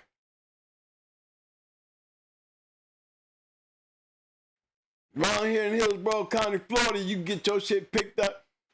You go down to the pound and go get your shit back. You're getting your shit back neutered and spayed. Did that sound right? You didn't break no law. Your dog just got out. Don't matter what breed, but for some particular reason, we're noticing bullies and pit bulls. If they get their hands on them, they're not giving them back to you unless they've been neutered and spayed, and they're going to do that they damn self. And then they're going to charge you for it. And then they're going to give you a tag. They probably put a chip in your shit. But is that really the law? That's the only thing that you have to put up. You got to put up with that to get your dog back. What if that dog was a breeder? What happens when you got to lock in your whole yard where you can't afford your dog to get out? You know how us pit bull dog men are. Do we have kennel accidents? How many times you can be walking down the street with your pit bull and you see these two dogs hitting the fence? Next thing you know, they all up fighting each other. They get scars on them. How many times we've seen this shit? So why is it such a big problem for us to have something that's damn near commonly gonna happen on this yard? Somebody's gonna get loose and have a long night. Does that mean we have to automatically get rid of those two dogs? Or every dog that got hit by this one loose dog who wanted to run around and terrorize the yard until somebody killed his ass? Or he ran into one that ate his ass up and finally finished him off? Do we have to take all those dogs involved and make them disappear because the fear of the law, not understanding our dog just got off the chain and wrecked my yard? Would that have your dogs being confiscated and you being charged for being a dog fighter because they found a treadmill, they found a breaking stick because a dog got loose and spent the night fighting on the yard, scarring up all the kind of shit that he could run into? You have to lose your yard and be convicted as a dog fighter because of an accident?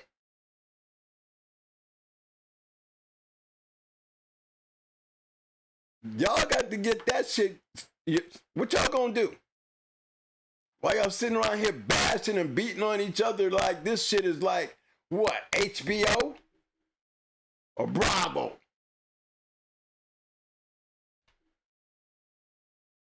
That's what we need to be talking about. What we gonna do? We got people out here that just do their dogs on treadmills and all this shit. You go to a dog show, when that dog judge is standing there looking at your dog, guess what? A real pit bull judge, he wants to see how that dog is acting, how he looked when he's stretched out trying to get one. They don't want to see one sitting up there looking like, you know, all calm and just looking around at everybody like, you know, I hope none of that shit get loose and come over here. No, they want to see. They want to see the genes and the genetics of what a bulldog's supposed to act like.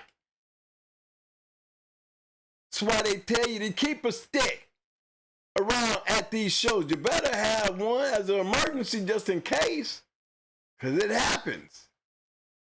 Two guys standing by each other, they're trying to get the camera, the judge to see how their shit is looking and how, you know, and shit might, sometimes it happens.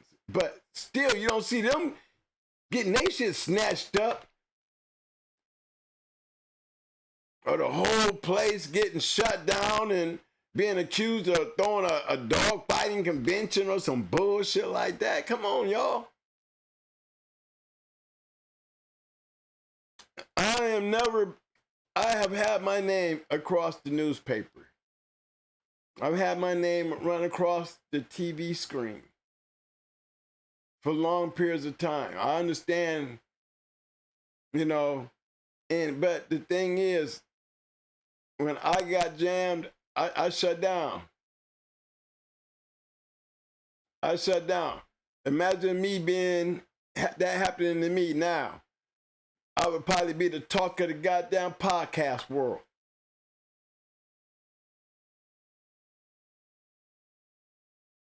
And what happened? Didn't do shit. Put me in the same situation back then and into the situation back then and put it into the now. I'd probably be all over everybody's podcast who want to talk about the shit. You know, they got you up there. Not knowing the outcome. Knowing the outcome that we know what happened to me. But watch how everybody else act. Even if they even heard my story. It's good content to talk about somebody getting busted. Why can't we just talk about people just getting, you know, railroaded? Why can't we talk about the way they take your animal, and instead of Florida, you ain't getting they're gonna give you anything back. They're gonna give you this crazy ass bill, and how's the court letting that be an option? They took your shit unlawfully, but they want you to pay a whole damn bunch of money for the next 8 weeks or 6 months, damn near 2 years, because they can't kill your shit when they're doing it the right way, but they want to give you the bill, even after you may have beat the case. Don't you think we need to fix that too? Why do we have to, why you got any business doing any kind of medical shit to my damn dog? Why my dog have to get spaded or neutered? Because it got picked up running loose. Or I can get him back, but I'm not getting him back the way you took him or picked him up. Why am I getting charged all this damn money for it to be, because it's a pit bull? It didn't bite nobody. It didn't attack no dog. He just picked it up running loose. Thank God you found it. But guess what? They getting ready to cut the nuts. They getting ready to spade your shit. They getting ready to ID your shit, tag your shit, and charge you a bunch of damn money. If that ain't animal profiling, what is? Why can't we start making that more content than, you know, waiting for somebody every time they run up on a yard at a dog fighting fucking ring? And personally, it's called bringing the news. Can't stop a newsman from telling the news. You know, don't blame the messenger. Because I always tell y'all about the messenger. You know what I'm saying? The messenger is the last person to be blamed. So don't blame him. Because you should already know what the messenger is. You should already know the messenger. He gonna tell you what you want to hear because you like hearing bullshit.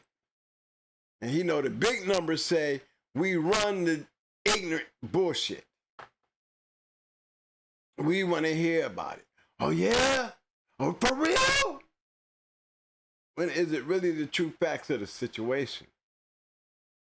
Or they leave those certain things out like they killed twins dogs. You don't see none of that shit in the news. They don't tell you that the veterinarian didn't even kill the dogs. The dog catcher killed them. Like, what the hell was going on in his head? What was his reason for killing all those dogs? To hide. It's easy to sit there and say this dog has scars on him. Then to sit there and show to everybody that them dogs had scars on them. Because now we got scars showing up on dogs that didn't have no scars. How are we going to prove when everybody dead? And you really thought that shit was going to work on me too, fool? You thought I was going to lay down on that shit too? With the scar thing? Well, let's talk about those scars. And in the jury trial, here we go. Let's talk about scars. Well, let's talk about the dog that Dog said was going to go for his championship. Okay, they're all on the trial. Hey, this dog right here was going for his championship. Well, let's talk about Miss Pennsylvania with all these degrees in veterinarian medicine. Let's talk about that dog right there, yeah. You know what I'm saying? Hey, anybody was trying to get shit right after the shit she went through, she sure as hell did. Hey, that dog is old. Well, would you say that dog was those old scars, new scars? Or tell us about the scars on the dogs. Well, I can't tell you about the scars. There were scars on the dog. Yeah, they were in relation to dog fighting, but what kind of fight? The dog could have got off the chain. Am I correct? Yeah, it could have got off the chain. Could have had an accident. Is that fresh scars? No, those aren't fresh scars. They're old scars. Could this dog be in any kind of conditioning getting ready for a dog fight? The dog is too old and the dog is sick. No. So now you got the prosecutor sitting up there with two different witnesses. You think the jury ain't hearing all this stupid ass shit? I didn't have to put up a defense. All I had to do was cross-examine with sense. And let the jury figure out the real sense of this shit. And that's how I was found not guilty. Okay? I'm not sitting up there boasting my chest because I'm a dog fighter. I have to say shit. Best not to say nothing to nobody. Not even a damn lawyer. Stand for your rights. If you go down strong. Shit, I still ended up doing 30 months. What you gonna say, them 30 months was for me having 2 bottles of steroids? Or the fact that the jury found me not guilty and you wanted me to go to jail anyway? And my girl with all them charges, why didn't you put her in prison? She had more charges than me. She didn't even get a day. She went and checked herself in because she had nowhere else to stay. With me gone, I guess I'll spend a year down here in the county jail. He won't even send her to prison because she knows she'll be out in 8 months. But no, he didn't want no prison on her paperwork. No, he was to give her the year and sit down because he didn't want to send her to jail anyway. She wanted to go to jail. Because where else is she going to go? The dude gone. Her support. You know, Detroit girl, you already know they going to handle shit different than especially that one. She bought it. And she went and sat down. And then when she got out, it still kept going because she refused to stop smoking her weed. I ain't no dog fighter. I ain't did shit, so why? I need to smoke, Your Honor. And they kept fucking her up on the piss test. And guess what? She never stopped smoking weed and never stopped flunking the piss test. And kept going back to jail, waiting, going back in front of the judge because she failed the piss test. And she didn't have no problem doing it. Look, y'all put her in jail and gave her a record for nothing, so what the hell, what she had to lose? And for that reason right there, guess what? She kept on putting that in front of that judge because when you look at her case, what he gonna say? What he gonna say to her? They never did stop her from smoking. And she never stopped. And when I went in and get off the early release, I took her with me. And the prosecutor running up there, she always kept flunking the piss. The judge didn't want to hear that shit. This shit is over. Shut up. Don't say another word. This is over. No fines. No more probation. This is over. And that's how my shit ended. 18 months after I got out of prison, I put in an early release to make sure all this shit went away. No more probation shit. And I got it. And the judge was glad to give it to me.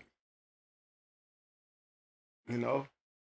Didn't change the fact of what has already happened and the damage that was already done.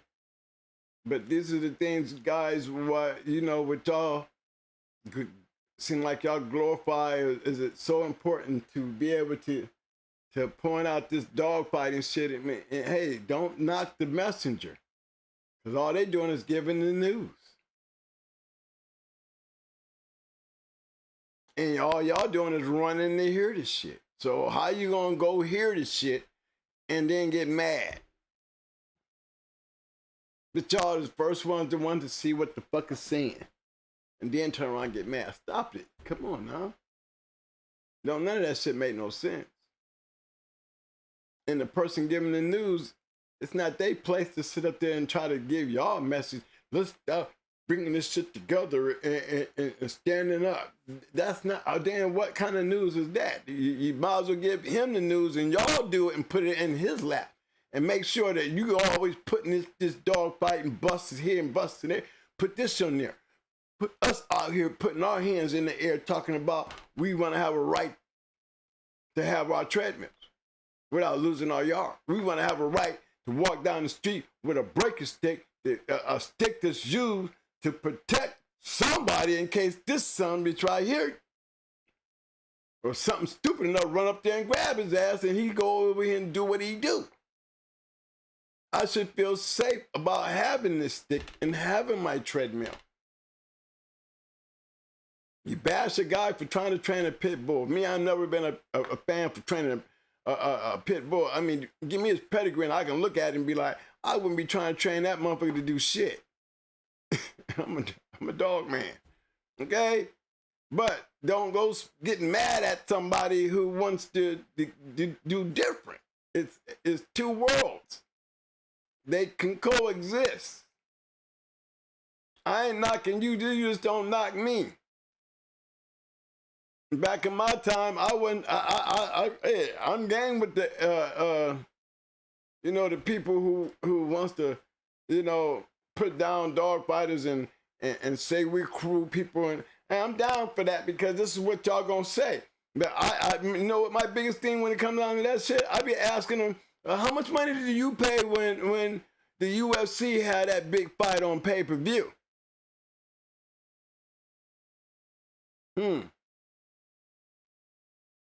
I mean, how do it look when you see that dude get busted in the head and he's falling already out and old dude's still going over there, doom, doom, doom, doom, doom, doom. The referee got to dive on him and pick him up like he a pit bull. Come on, son, we got him.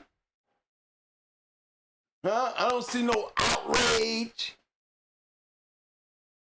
I don't see no tar and feather in his ass, and these is humans. We supposed to be smarter than a damn dog. We do the same thing. Are you ready? Then get it on. You got two men coming in there crashing each other.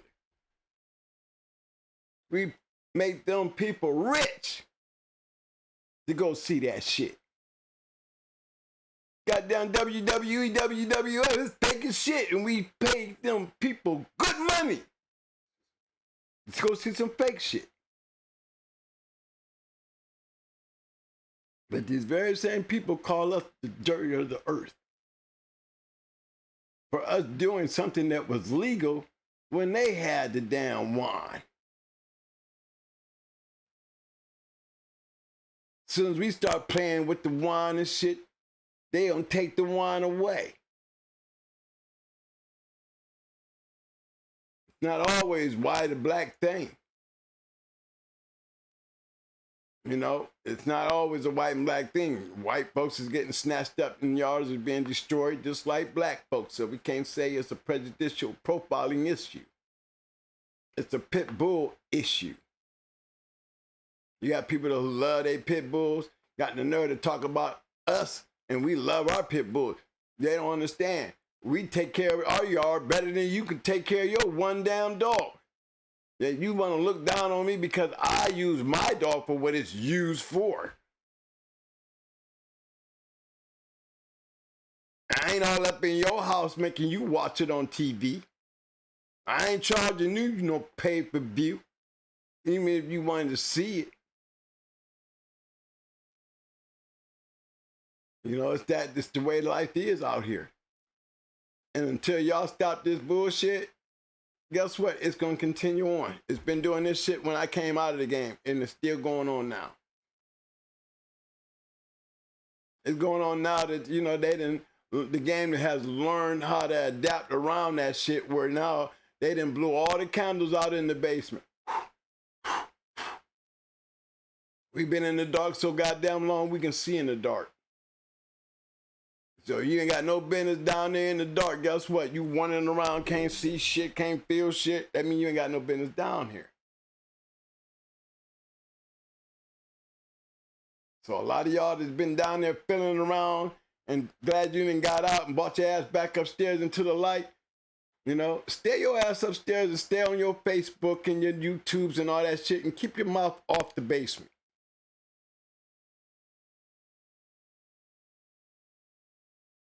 Only people that's upstairs talking about the damn basement is guys who ain't got no business down in the basement. They ain't part of the basement. And have no right to talk about anything in the basement because they ain't seen shit. How you gonna see shit and you in the dark? Because you sure as hell ain't doing shit. So stop talking about the basement like you know what's going on in the basement. You have no fucking clue what's going on in the basement. I don't even have a clue what's going on in the basement. That would not bring people to your goddamn podcast, so stop using it. Stop congratulating people you ain't got no damn business congratulating. What the fuck is you congratulating? I done seen it for myself, you snitching ass shit right there. The fuck is that called? I see somebody type in some shit like that, or I see somebody saying this shit, I be looking like, oh, what the fuck? Did he say that? Did y'all check that?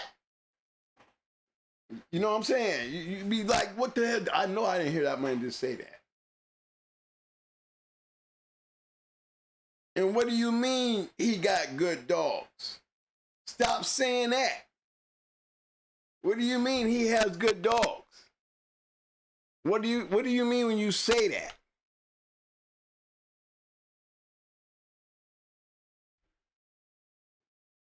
You know, how about he had, not half? I would be always on the had shit, not the half. Or he got. He had good dogs. You know what he got now? You know, there's no advertising another man's yard if he ain't advertising his own yard. Especially upstairs. Everybody has a right to do their own thing. We don't need a fan club in this world right here. Not in this world. You want a fan club, that means you need internet help. Then, you know, can't nobody knock that. But don't try to put yourself in the place as you a basement dweller. You ain't a basement dweller looking for praise like you are. Stay in your lane and be in your lane and keep it that way. You won't have no problems. It don't make problems for a lot of the other people who don't want to have anything to do with the upstairs. You know, how y'all gonna talk about what's good now? What do you mean what's good? What's the working bloodline now?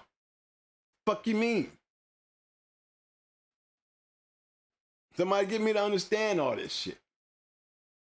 What are you talking about?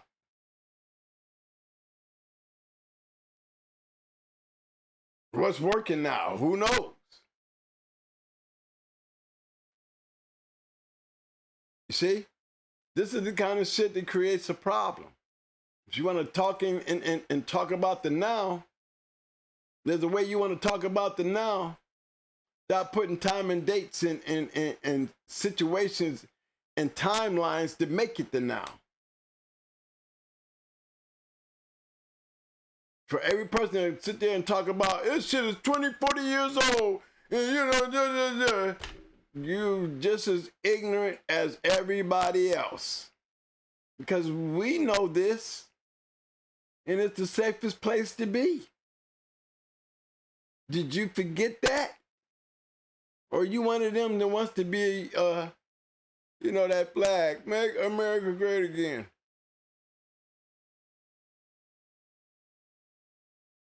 Safest place to be is over 20 years ago of what was going on. And does anything that we need to be talking about is 20 years. If you come to these damn shows to listen to something that's going on now, then you are sadly mistaken. Because you should not be finding it anyway. You should not be hearing it anyhow. Nothing to be discussing in nobody's chat room, nobody's show, none of that. 20 plus is where it's safe. We don't want to hear none of that shit about the now. Everybody don't need to know the now. There's no place for the now to be spoke of something that you don't even know. If you ain't no dweller, you can't see in the dark. So what are you talking about something for? It's not even your place. You ain't talking about your own dog down here in the dark. Go goddamn it, shut your damn mouth. Stop talking about everybody else's shit. Like you trying to make a point that you know somebody that's a dark dweller in the basement. Or mentioning names and dog names and pedigrees and shit like that. Hey, if there's a now out there, goddamn it, you guess what? You don't know when and where and how. Keep it that way. You don't know nothing. We see it, but we don't even know if it's true. Because it ain't going to be answered. The truth ain't going to be shown upstairs no how. It's not going to be proven upstairs. So why even discuss it upstairs?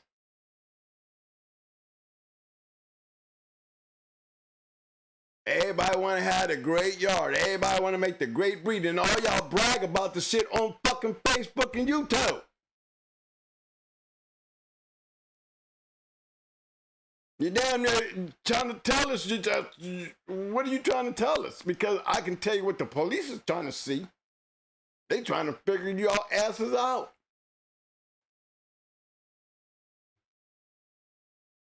The dark dwellers, they scared to death. They want to make, they wish they could find names to some of y'all. They want to make damn sure some of y'all, they don't never want to see none of y'all down there feeling away around in the dark. Because we can see in the dark.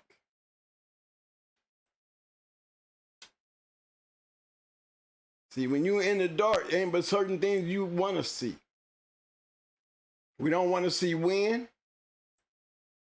We don't want to see where. And we don't want to see how. Everything else, we can see. But those things right there, can't see none of that in the dark. And anybody down there searching around, feeling for shit, y'all looking for the when, the where, and the how. Take it back upstairs and make yourself something that you're not. See, there's a difference. We seek and see them all the time. We see them out here. I think a lot of the backstreet comes on here just to make sure that they know who. They want to make damn sure when y'all throwing out y'all cities and where y'all from, you know that y'all got them sewers. Y'all got them dwellers. Them dwellers be in here looking to make damn sure that you big mouths, they want to make sure that you are tagged. They don't mind shooting a dart in you, tag your ass and let you go back out there. But they want to make damn sure you got a tag on so that somebody else see your ass. They see that tag, they know not to fuck with you.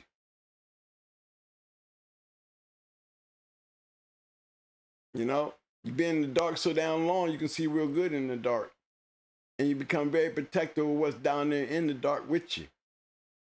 Some of that shit need to be in the light, and they try to kick his ass right back up there to the light where they need to be. They don't need to be down here because you got people, wrong people coming down here looking for your ass.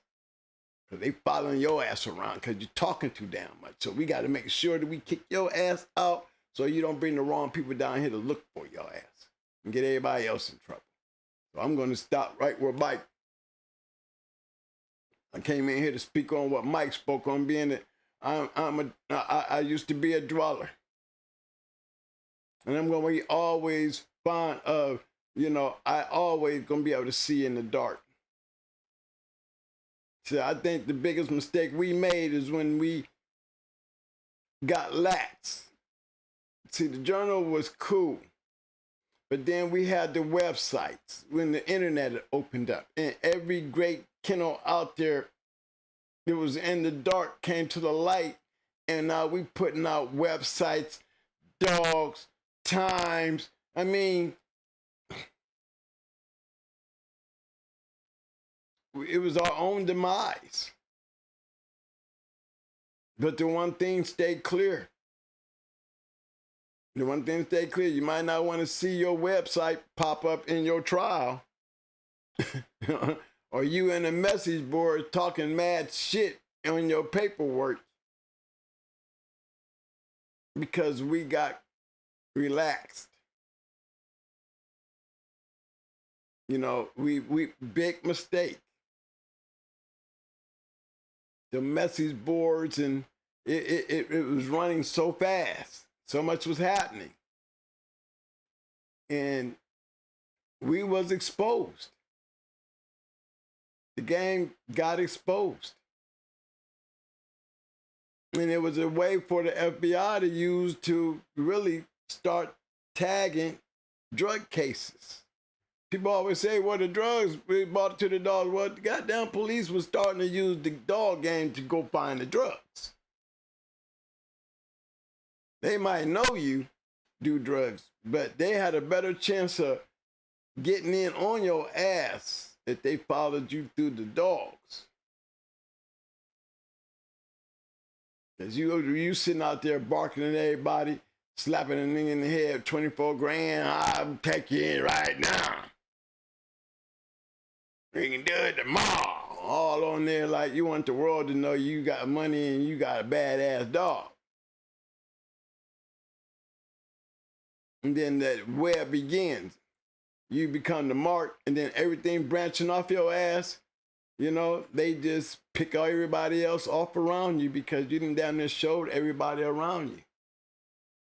So these things right here, hey, we 20 years later and y'all haven't got control of this internet shit yet. You know, we want to glorify a person like me that is really is a dog fighter. I can never wash the name off me. You know, because that was part of my life. That's like me washing off this Marine shit. It'll always be there. But that doesn't make me a dog fighter or a Marine now. I'm not running around with an M16 out here playing a soldier. But I'm going to always be a Marine, as I was a dog fighter. It doesn't have anything to do with the now. I accept that for what I am. But that's me. You know? No, and that's just the way it is. So when y'all hear me talking, you always remember this. I'm always talking in the 20 years ago. Don't get me all tagged in like y'all done got confused on Twin doing something now. If Twin doing something now, guess what? You don't know where, when, and how. So for somebody to sit there and say some silly shit like that would be wrong. Because we don't see in the dark those words right there. So there's no way we could ever come upstairs and speak them. Understand that. You got to start standing on that. And I think all Pitbull podcasts should understand that. When we go on here, remind your audience that when we talk about this shit, you know, if you don't like talking about the past, then don't look for the now upstairs.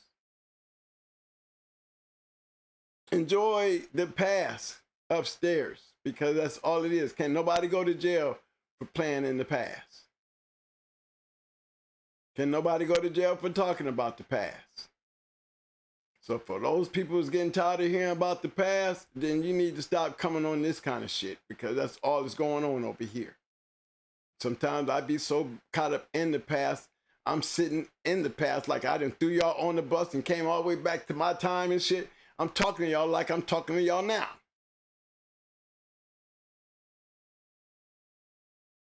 You know, but I'm literally talking to you in my time. I know nothing about your time.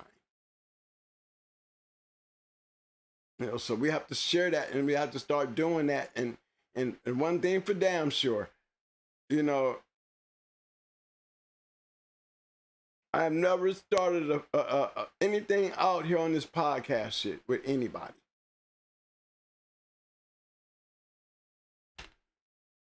You put a target on me, hey, I got a right to defend myself. But I have nothing against not a guy out here trying to do you. Never have. You just don't fuck with me.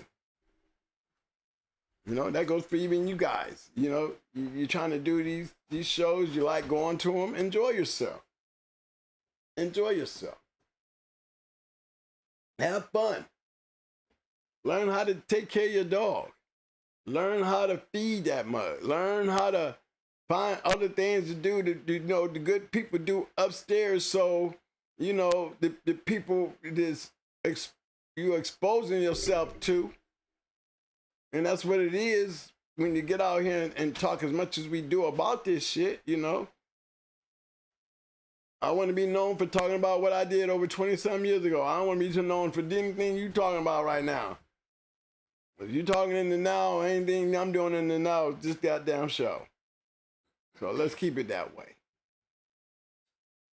ROM shit. Man, look. I'm trying to find out. Let's get back on some bulldog shit. Some old shit. Okay, go ahead. All right. We got 145 people who took the poll. The poll question was, does the title ROM, Register of Merit, hold as much clout today as it did in the past? We have 54% that said yes and 46% that says no. Thank you for everybody who participated in the poll. Keep voting! Keep voting! That's almost half and half. That's almost half and half. If ROM,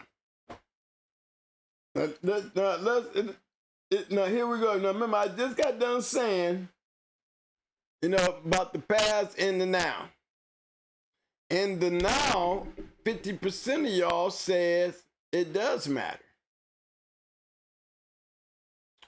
46% of y'all says it don't. Now let's talk about that 46%. You know why it don't matter to that 46%? Because see that 46%, he's looking at exactly what the question said.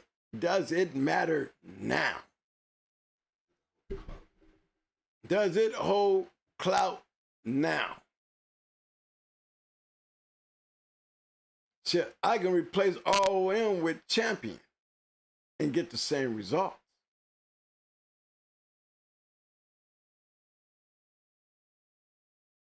You know, I can put grand champion up there and get the same results. POR and get the same results. Because remember, how can you judge and dial in on something that's a part of history? You cannot try to keep that clout in the now. Instead of ROM now, who wants to know about it on a podcast? Should it make a difference now? 46% said no. Them is the smart ones. Because them the ones that been bad. Them the ones that didn't have the fake ass shit. You know, them the ones that probably bought some Chico Lopez shit. You know, all that shit don't mean shit. Because guess what? They didn't get shit. 46% of y'all ain't get shit talking about all that ROM and grand champion and champion this bullshit. Nah, y'all ain't. You know, you just, some of these guys just glad to have something in the fourth generation. The third, second, and first can be a bunch of bullshit and they still be happy with me. And then some of them, they just, also they bounce on. They bounce on that fourth and fifth and sixth. God, my shit is this shit. It mattered then. Look at all those ROMs. And my blood. My blood. And they probably got some ROM blood. You know what I'm saying? Probably do got some good bread shit. But what it mean if he can't make ROM? You know, what it mean if he can't have an ROM himself? He can point it out in his pedigree, but he ain't, what it mean? It don't, it can't mean much to him. It can't. It's like a person using steroids, talking to a person who don't. How is the person who don't going to try to have a conversation with a person who does if the person who don't even know how to start? The best thing he got to even go with the argument is, I don't use steroids because the shit don't work. You know what I'm saying? I can whoop your ass without steroids. You know, steroids ain't shit. Motherfuckers be using them. They cheating. That's the best conversation he can come up with. Put him in that 46% too. Because he don't know what the fuck he talking about, because he don't know. So he got to come up with some hater shit. Act like he do know. To make himself even feel like he can be in that conversation. How many y'all being in that 46% when it comes to that ROM shit? Huh? Huh? How many y'all into that shit when it comes to putting that champion shit on there? Huh? Ain't got one, but you talk about everybody else's shit. Because you ain't got one. You ain't got that shit in your pedigree, so it don't matter. You walk around here beefing and buffing about your shit. Where's the ROM in your shit? You just like that man on steroids, using steroids. You ain't got one, so you got to go put that shit down. That shit don't mean shit. Like steroids don't mean shit. Championship don't mean shit, because you ain't got none of that shit. If you ain't got it, you're putting it down, and that's the way you're talking about it. But if you don't got it, they really don't have nothing to talk about. So don't go bashing on those who wants to be foolish enough to even bring it up, because it shouldn't be brought up upstairs any damn way, but being the fact that it is. And it is a conversation. The pittiness is the 46%. The 50-something%, you best believe. They don't even know, all they know is one thing. If they got one, is one thing. But if they don't, they playing so far in the past that they're trying to keep their shit, the traits, and everything. They had that ROM, they trying to move that over here. They're trying to make sure that ROM gets moved over here right along with it. They want to bring that shit all the way up to the front. Genetically speaking, where it matters to them. Because you have to be so deep into your shit that if I got ROM shit back there, then I need that ROM shit to be up here with me.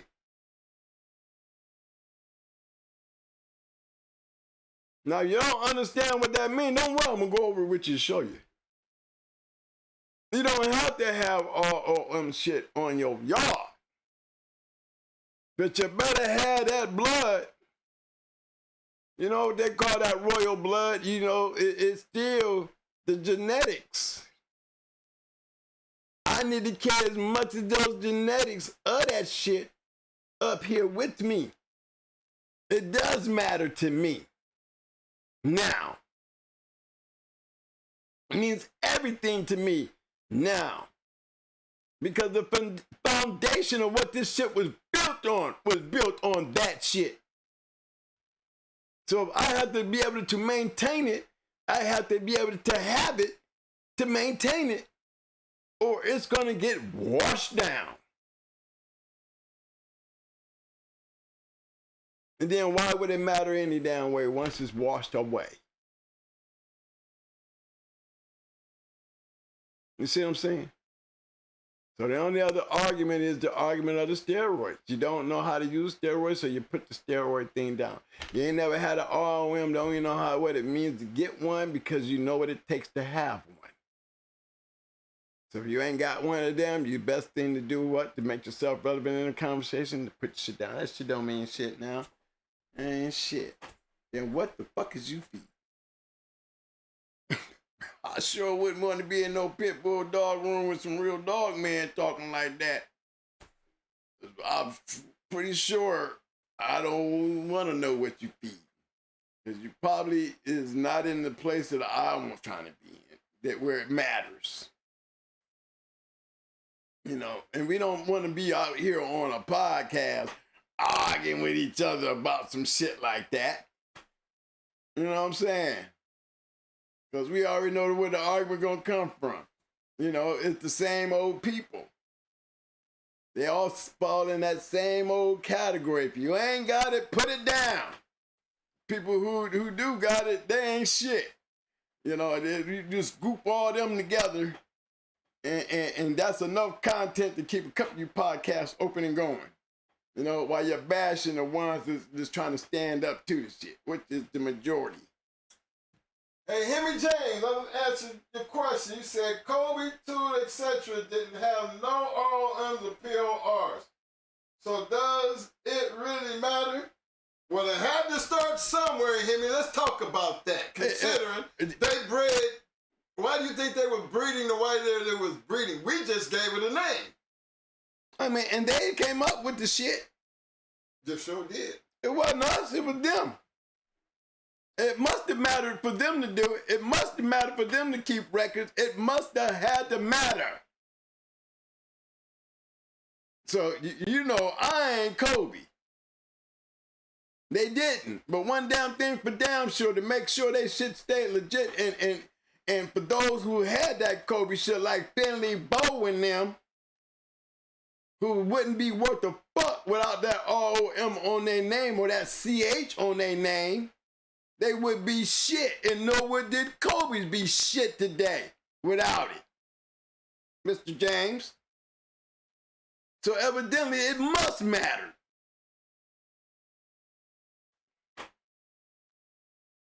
That's why. Again, it's like that person who don't use roids. And you tell me why I'm using roids and you ain't. Without being a fucked up person with the comment. Explain it. Why would everybody start doing it with the Kobe shit? Why did we start using ROMs? Why did we start using PORs? Why did we start making Boomerang the first grand champion? You would tell me why. It didn't matter. It don't matter. What the fuck would any of these dogs be if we took all the goddamn titles away? Huh? And then we can get rid of all you lying asses who wish you had a real one. What kind of dogs would the pit bulls be producing then?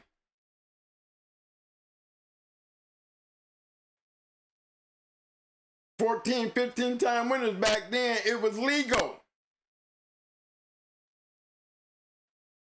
We probably knew Kobe and Earl Tudor if he goddamn it. It's like we go to the NBA game. We know LeBron. Nobody else on the team. You don't know nobody else on the team. We know LeBron. So we had to call LeBron Mr. John P. Kobe. Why? Because it's legal. We can see them. Like they can see the Kobe dogs. They can see the Hatred dog. They can see those old family red nose, the Lightners, the Hemp Hills. They out there being active. It's legal, Mr. Hemi James. That's why they didn't need that shit.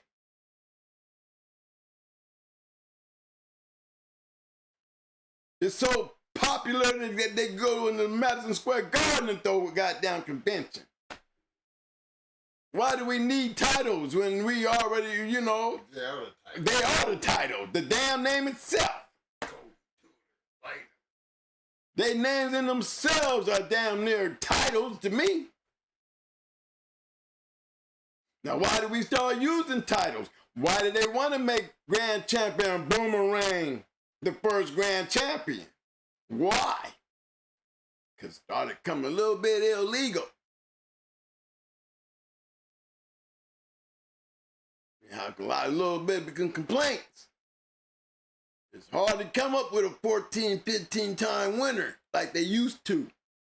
Using off-the-chain little rolls as wins and shit like that. Yeah, Yeah. Probably had some real motherfuckers out there that really was putting their shit down. But then you had a few of them out there that was just classifying their wins. Could be a punk-ass roll for a goddamn Coca-Cola bottle. Yeah, he's sitting up there with the same title as goddamn Grand Champion Boomerang. He won 5. Boomerang won 5 the hard way. This clown right here, he won 5 the easy way. They both Grand Champions. You tell me, explain that to me, Mr. Hemi James. Why did we have to go to the titles? If it did not matter, and just having a name was enough, it wouldn't have never survived. The shit didn't survive now. Look at this shit here. You feeding dogs right now, and probably ain't got an ROM, a champion, or shit that you feeding. Like you not using steroids. I'm just gonna say it. I'm putting you right there in that category of the person who's that don't use steroids. What good do you have to say about a person that do? What good do you have to say about a person that has those champions and ROMs and not even registered? Best we can come up with is they fake. The one thing we know for damn sure, you ain't got one to speak on. And just keeping it real, you ask the question and give you an answer. Why should it matter, right? Coming from the people who ask the question, you got those two categories. Same lineup. Whether you like it or not. Because that's where I put you. I have a right to put you anywhere I want in my world.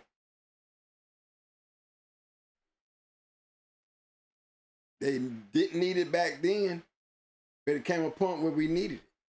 You don't need it now, but you sure do need it.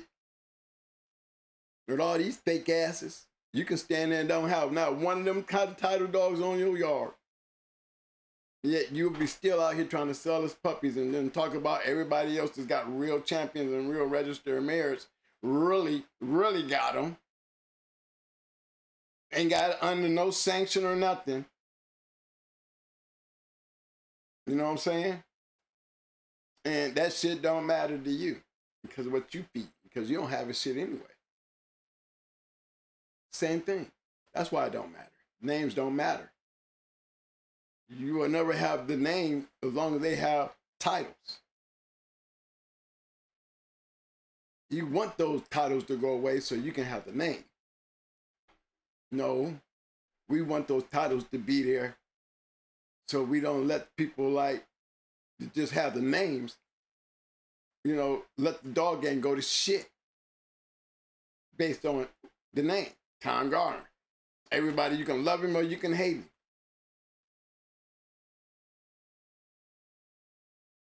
Those who love him, there's a reason why. Those who hate him, there's a reason why. I put that in the same category as those who want to be registered merits and those who don't matter. It doesn't matter to. Why doesn't it matter? 90% of the time, because you don't have one. That's all. You know, but it was a good question, and that really pointing this gun right at Hemi James. Because Hemi James is just, he's just the person who said it. But the answer is not meant for Hemi. It's meant for that 46% that think it doesn't matter. Like you said, Kobe and them didn't need it. But Kobe and them was out there fighting dogs too. They didn't have to go out here and lie about shit. Maybe they even, they probably did in some of their breedings, who knows? But that's the point of the matter. Most of the time, for a person who doesn't want to go with the program, because it became illegal and you got the name would get you fucked up, you had to come up with titles. There was a reason why. And that title thing ran for a long time. I mean, you might as well just strip the ROM, just get rid of Jeep, Honey Bunch, and get rid of all that shit. It shouldn't matter at all. Just breed your shit. It's basically what you're saying. You tell me that makes sense. Sound good when you speak it. Oh, yeah. And then when you hear me say something, just like, oh, shit. Okay. Where's that reply at? There's no fire back. Because you're going to be real about the shit. Let's keep it real. You got the real people, and then you got the wannabe people, and then you got the fake people. Which one are you? I'm the real motherfucker. You might not like my reply to that shit. I'm not like everybody else out here trying to be. I am. And I'll bite my tongue to remind y'all asses. Take that shit to somebody else's show and ask that question. I guarantee you won't get the same fucking answer you got out of me. Try it! And don't take it personal. It's meant for everybody, not just him. Because I like him. He's my man. And I think if it don't be for him bringing that question up, I wouldn't be able to give y'all that proper answer to such a question. So thank you, Mr. Hemi. You still my man. And that meant for you anyway. It's meant for everybody else to hear my answer. And that goes along with, like I said, the ROM list. Look, baby have 4 champions. 4 of them. I don't see her on nobody's list. You see her on anybody's list, Mike? I don't see her on nobody's list. But we know she had 4 champions. Why can't she have a conversation? She one of the first. She is the first Mayday Stone City Cross. She is. You see my little bouncing around all over the place, but she is the first Mayday Stone City Cross. Black Ice had one of the first after Baby. After Baby. Look at all the ones that came after them. And then look at all the dogs that came after Baby. That just solidified the fact that when I did it, it worked. It's been different if I did it and it didn't work. But I did something that worked, and everybody after me did it, and it's still working. Maybe my skin ain't the right color to be sitting up here telling you about what the first I did in a lot of shit in this game, but guess what? It's like a goddamn a black licorice. Some of us love the taste of that shit, and then some of us just hate it. Just the fact that it's there. Well, that's how I am. Call me a black licorice. There's one thing for damn sure. I'm going to keep on saying it. Because a lot of y'all don't know that. I proved that it worked before anybody else showed you that it worked. I proved that it worked. Because I did it. All everybody else did is follow behind me, whether you like to hear the shit or not.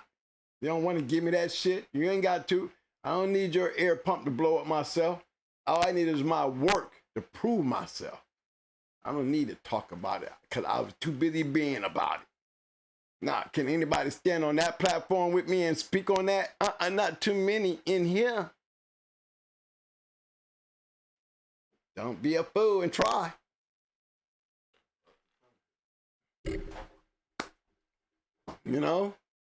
Everybody hated to hear the Brat was one of the Mayday's first champion and one of the Mayday's first champion dogs to be bred by. Y'all hate to hear that shit? Y'all hate to hear that shit? It's like that black licorice.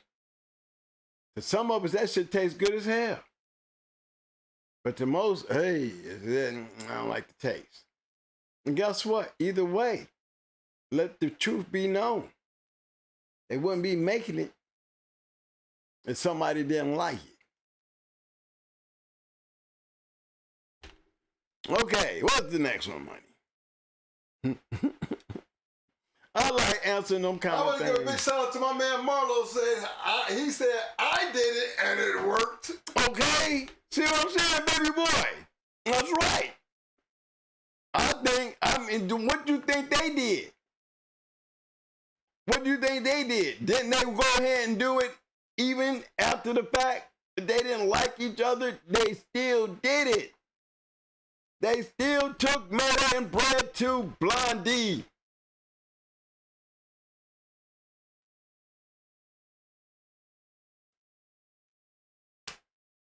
Same people that got mad at me when I did it turned around and did it. To this day, you see it in a lot of y'all bloodlines. You don't hear me running around here trying to be Earl Tudor or Maurice Carver for doing it, but I'm going to let y'all know I did it, and I'm the first to do it, whether you want to hear it or not, and I'm going to keep shoving it down your throat until you start liking black licorice. Fuck with me.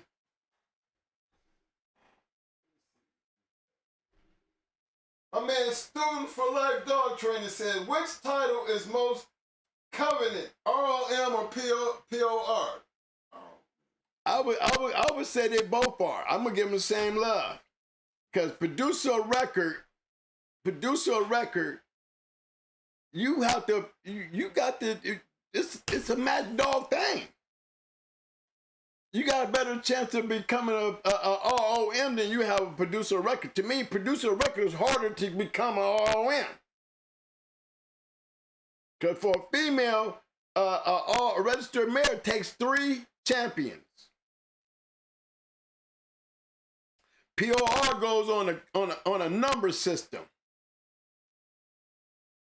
Even though registered male has a number system. There's one thing for stone fact. Try to count, I think it's 15 points or 12 points for a female. Try to make make that out of a damn registered merit. You can't use just a registered merit. You ain't no POR, because your numbers ain't the same. So it's easy to become a registered merit because all you need to do is produce 3 champions. It takes a little more than that to become a POR. Y'all know that, right? But y'all don't. POR is a little harder to become. Which one is more better or greater? To me, they both are. For a dog man myself, I wanna have them both. I got them both. Baby is a POR and a registered merit, but her mama was not a registered merit. Baby's mother was not a registered merit. But your POR. You see what I'm saying? You know, that's the difference. They're both great titles to have. One is not better than the other. One is harder to get than the other. I think registered merit is easy to get. Maybe not as easy for the males, but you got to have 4 champions to be a registered merit in a male. And you know, if you got 4 champions as a registered merit as a male, you're automatically a POR, because it only takes 17 points to become a POR as a male.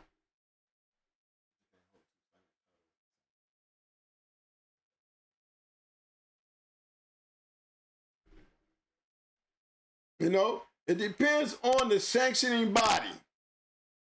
The sanctioning body. Sporting Dog Journal, sanctioning body was registered merit. Sanctioning body, American Game Dog Times, was POR. 2 different titles still pertaining to the same thing, and that's producing. I can hold a sporting dog title, and I can hold an American game dog title. I can be a sporting dog champion, and I can be a sporting dog, I can be an American game dog champion. The thing is, if my points don't add up in my championship, then I won't become a champion over here in the American Game Dog Times, because they had, their sanctioning body was a little different to become a champion than it was in the Sporting Dog Journal. And for somebody to say you cannot hold both titles, why can't you?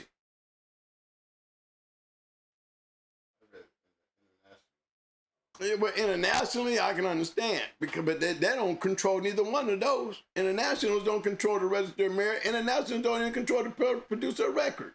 It's not their motherfucking titles to even discuss, because it didn't come internationally. Internationals should have their own sanctioned body to and their own rules, and based on international rules, yeah, you know. I got the top 20 right. males and females. International. Right, but that's they're actually Frisco's on it, Mayday's on it. I mean, they probably gonna put Shippers on it. Yeah, they're gonna. I mean, but that's the international sanctioning body. You know, the POR is American. Registered Mayor was American, and then even then, when Frisco, you know, they still gave him a slash because Frisco had a bunch of damn champions internationally. You know, and wasn't winning shit over here. You know, he can't. You know, eventually caught up, but a lot of those dogs was international winners. You know, internationally, remember, it's a sanctioning body. International has sanctioning rules that you can't have both titles. Then that means they don't have either one or the other.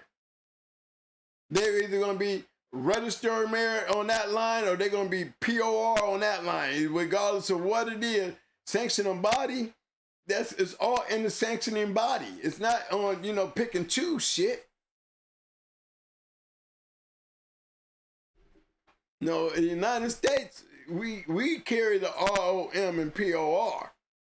International is just using something that was created in this country based on American dogs. You know what I'm saying?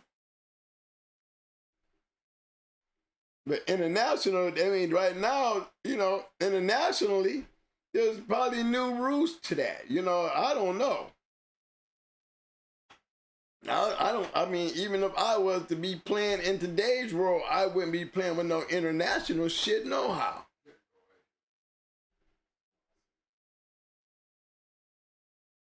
Yeah, that's that pedigree database shit. Yeah.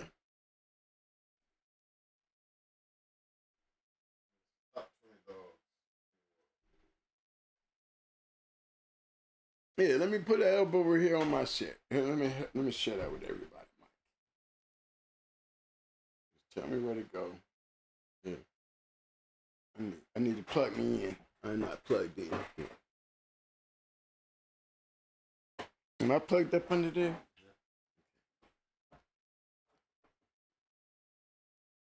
Am I? Yes.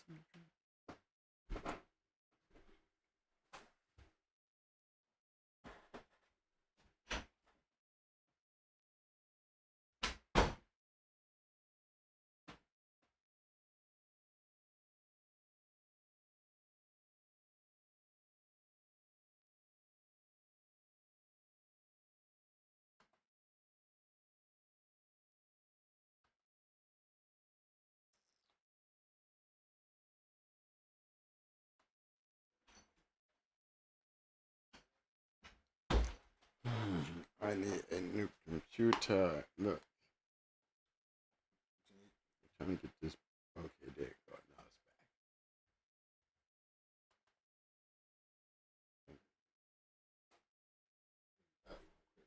it's back. When you pull up the what's the name? When you get into your Chrome, let me know. I'm in there. Bear with me, fam. Bear with me, y'all. I'm coming. I'm coming, baby.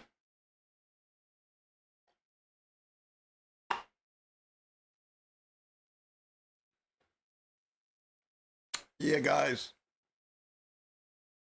There's one thing that I have to say about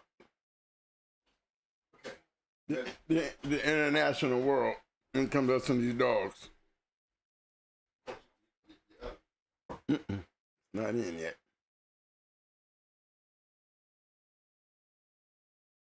Not showing up yet. It's still twirling.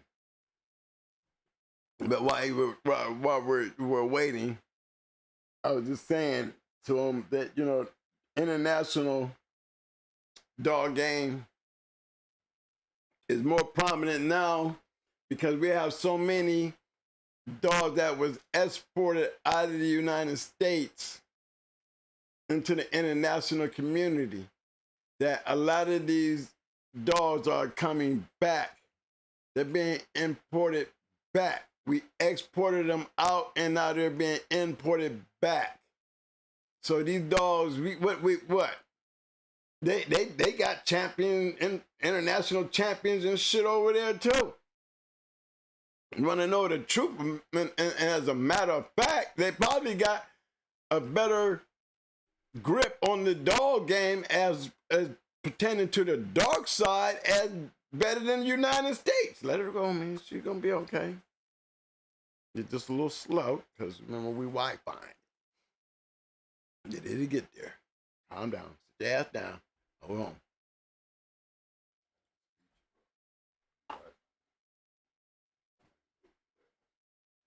How you do that?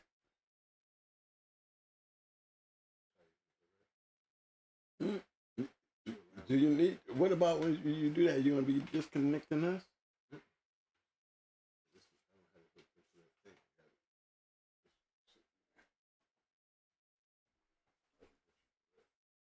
Did it go faster?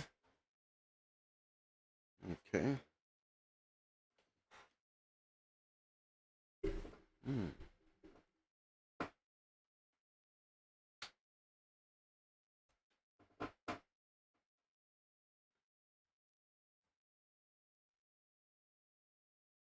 Oh, that's how bad that shit popped up there, man. You know what I'm saying, man? That boy smart. I can get you direct. I'll make it quick for you. Oh, impatient make a nigga smart, huh?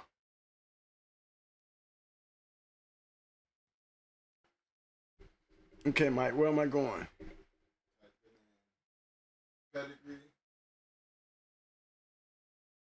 Okay, hold on. She's still doing some trolling here.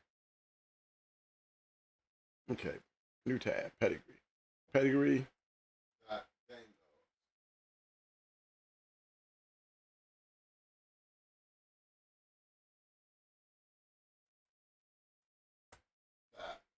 Okay, hold on. We ain't got no movement yet. Why it says pause? Pause.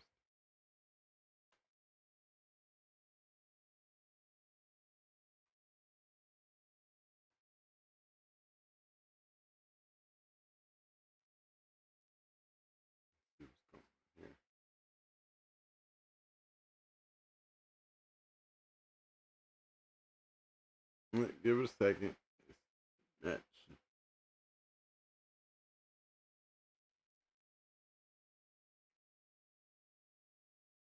hold on, everybody. We once we get it going, we know we got it up and running. But right now,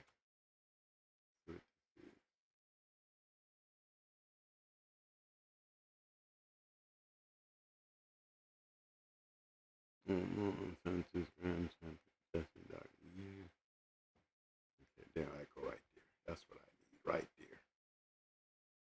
Okay, what is it called? Best 20 producers and dogs. I'm just gonna put in and.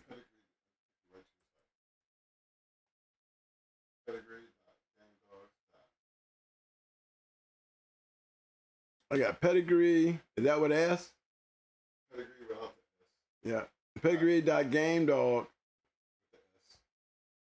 Game dog with the S. Okay.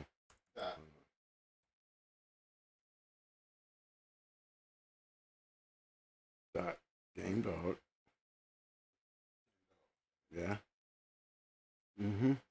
CZ. Dot CZ. Z. Yep. Mm-hmm. Backslash. Backslash. ROM. Underscore.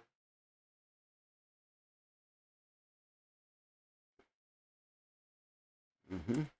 List. Dot.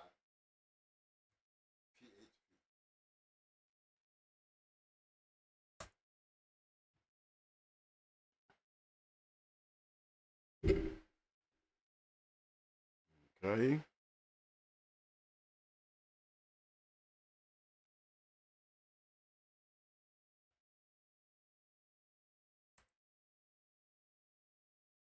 I did all that.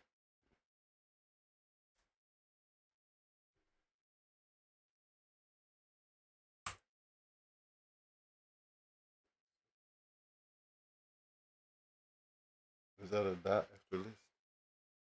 Mm-hmm.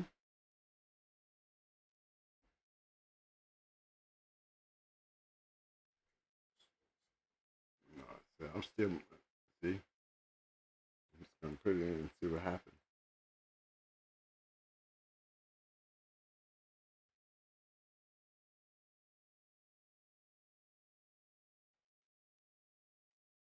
Mm-hmm.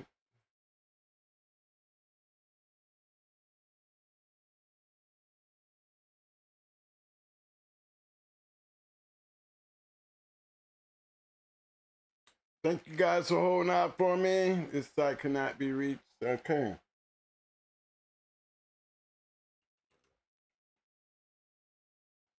I'm going to say the same thing.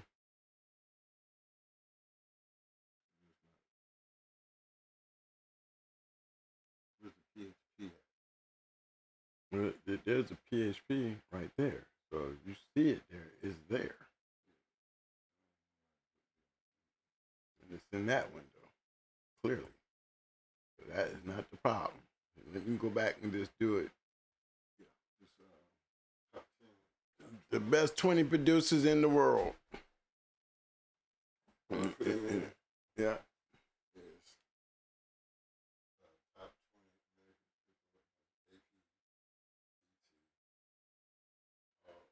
20 No, don't.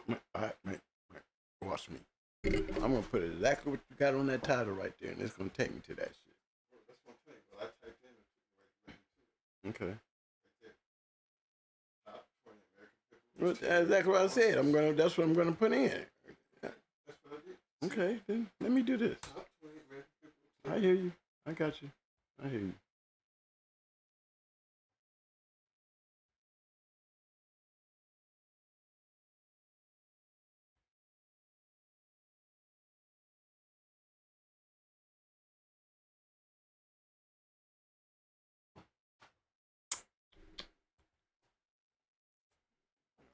And got stuck. Top 20 American Pit Bull Terriers.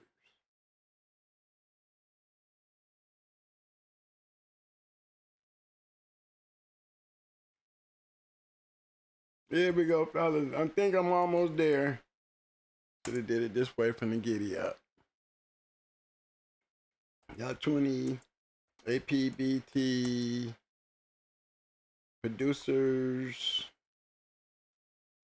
in the world. Google. Let's see what Google say.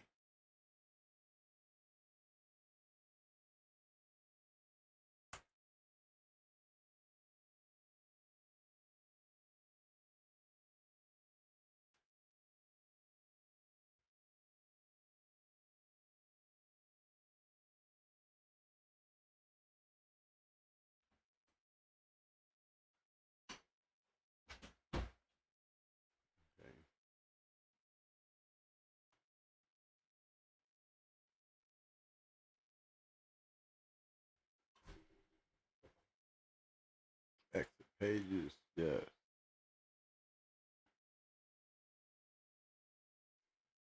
Okay, there it goes. A little slow getting there, but we are there.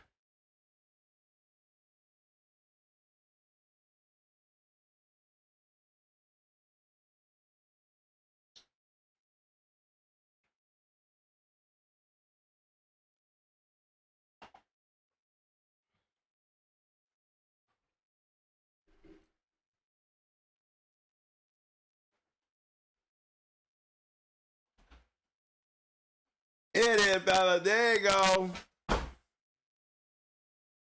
Okay. This is what Mike was talking about.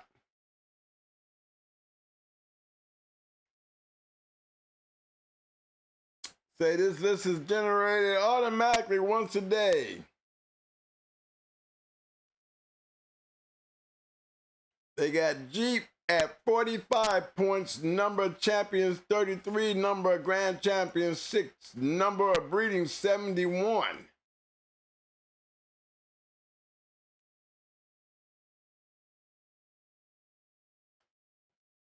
No, that's just keeping in mind. Keeping in mind, this is the international shit here, guys. Yes, Frisco. We have 141 breedings. He has a number of champions 18, number of grand champions 7. Him and Mayday have the same amount of points. They have Mayday with more champions, a number of grand champions 6, number of breedings 109. So they got Mayday and Frisco tied for number 2. Let's see who else they got. They got 3. Black River Kennels Recoil Buck.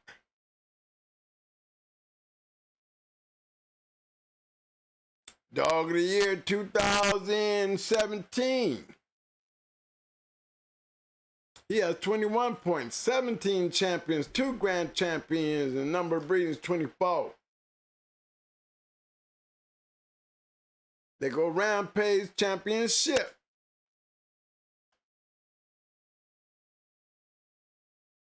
He's tied for 3rd. 21 champions, no grand champions, number of breeding 31.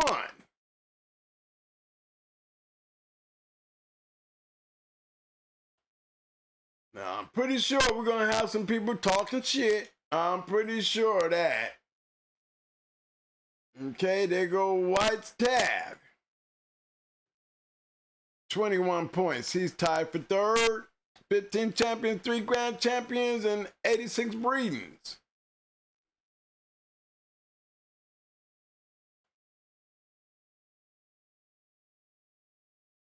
Mr. Indian, 20 points, 12 and 4. 64 breedings. DJ Cruz Frisco Jr., a.k.a. Red Frisco. 19 points, 15 champions, 2 grand champions, 21 breedings. Long's Weirdo. 14 champions and 2 grand champions. I'm going to just go through the top 10. I'm just going to slide on down because some of these names I can't even say. You know, I ain't that language to be able to get that part right. So we're just going to start sliding down. Might want to pull up some of these pedigrees. See if we can pull up, see, we can click on this shit here. We can click on this shit here, y'all. We're going to go down and look at them, then we're going to come back up, all right? Let's go look at Jumbo. He got 17. Look, he tied with, he over Blackjack.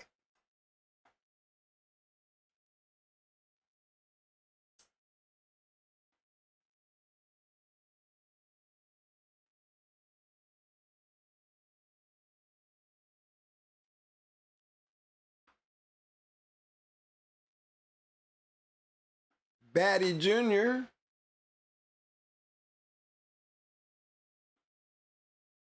Look at those Plowboys Wooly. Look at old Wooly up there. He got number of champions 2. The damn dog got 6 grand champions. Bred 9 times. Hey, that's a Mason dog right there. Bet it is. That's Triple M and shit. Yeah, well, I had to go click on this shit.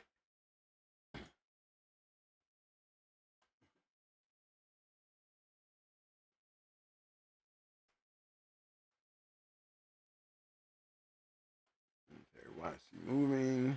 Come on, load up. Here's the grand champions. Let's see what they got here.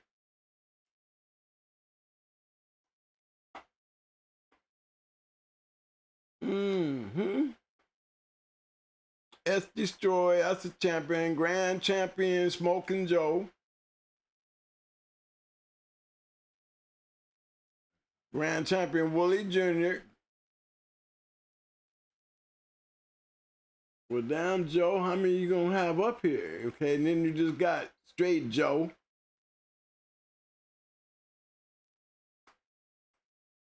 Then you got LA Boy, Smoking Joe. Okay, now see, this is what makes this shit all kind of crossed up. They got the bar.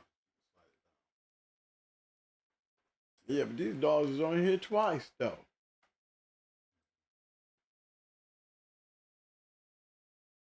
Yeah, it got him in 9 of them. I can count, look, some of them the same dog. 1, 2, 3, 4, 5, 6. Joe Jr.? Oh, you're right. But look how many times you got Joe up here, period. You got Wooly Jr. You got Wooly Jr. They got them as his offspring. Yeah, known offsprings. Yeah, so I'm. You know how he is. We want to see him. Okay, let's go look at some other shit here.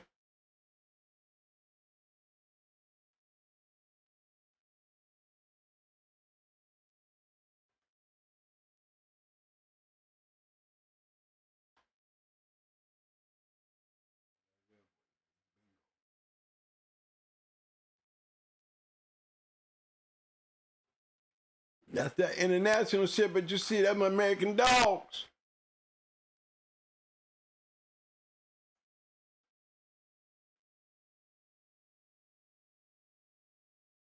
That Turtle Buster shit down there.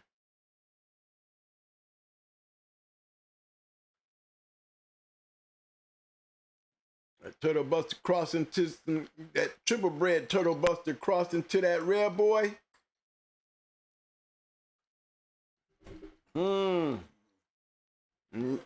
Yeah, okay. I stopped at the Plow Boys. Okay, I'm gonna stop, y'all. I'm gonna go back. Let me go back, and we continue our journey. I just want to say, hey, Plow Boys. They go yellow. He is number 9 on the list. 8 grand champions. He tied with Wooly. Grand champion Art. You know this shit can't be right. They got grand champion yellow with 3 grand champions?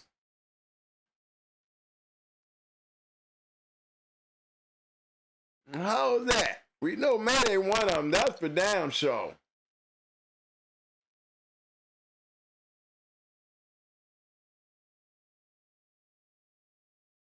You know, Mayday, let me see, yellow, let me see, grand champion Mayday. No, but one was Rodney. There's another one. We have to look into that one here. I'll just go click on it. I want to see what they got.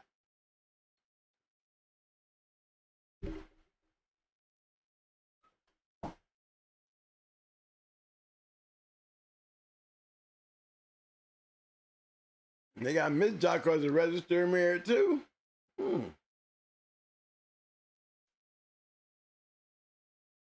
Known offspring.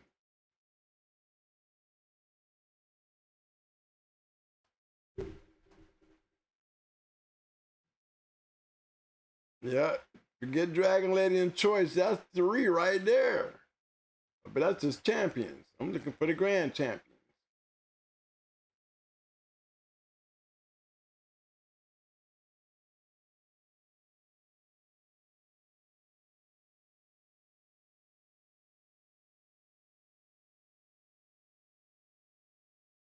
Yep, Bozak, Redman, Yellow Girl. Okay, there's Rodney. That's 2.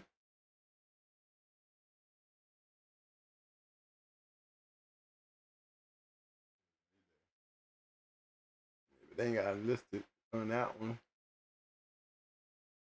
No Rodney. I know there's another one. I'm trying to just remember. And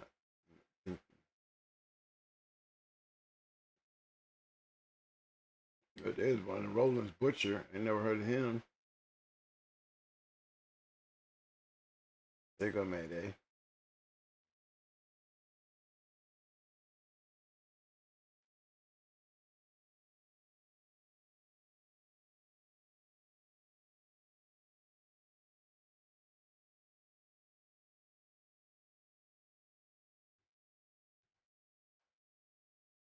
Oh, y'all see this shit? Got Toe Jam in there. Vietnam Goldfinger in there. There go Big John.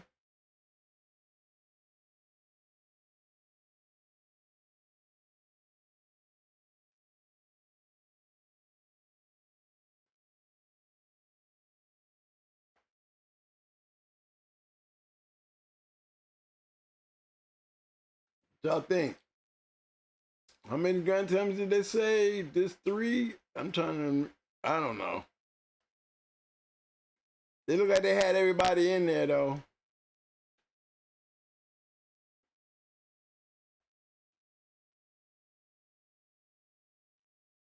I want to see these. I need to work my way back up top. I'm gonna do the top 15.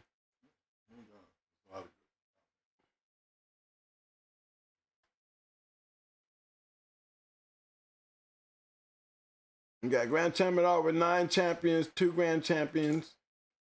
You got Banjo, 12 champions, no Grand Champions. Diablo, Grand Champion Buck got 6 champions and 3 Grand Champions.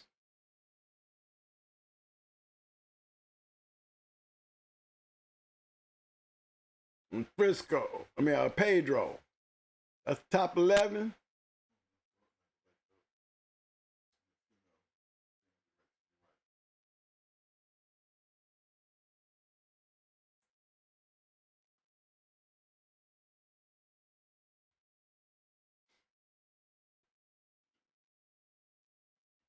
Yes, Honey Bunch. 15 shells, 11 champions and 2 Grand Champions. Madison, 10 champions, 2 Grand Champions. Shelby, 5 champions, 3 Grand Champions. Cupcake, 8 champions, 1 Grand Champion. And it looked at Honey Bun sitting up there all by herself. Still.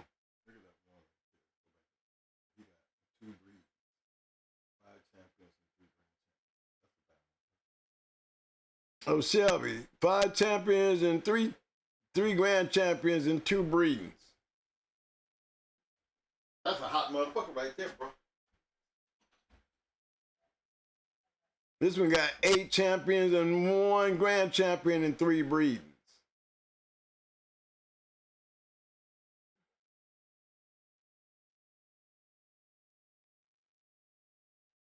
They got Black Widow up here, 9 champions. Carver's Black Widow. Arch Missy up here with 6 champions and 1 Grand Champion. Doggy Eat Dog Justice. She got 4 Grand Champions and 1 breeding. 4 Grand Champions and 1 breeding, no champions. Red Baby. 4 champions, 2 Grand Champions.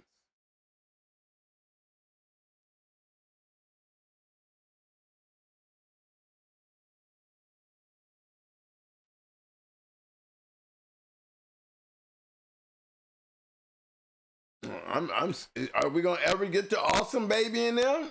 They got Dirty Mary over Awesome Baby. 3 champions, 2 grand champions.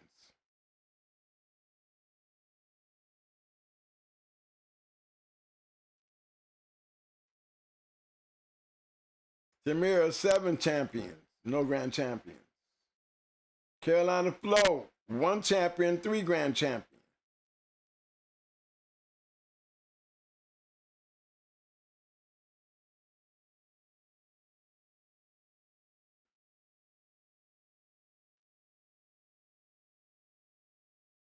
Seven champions and 1 breeding.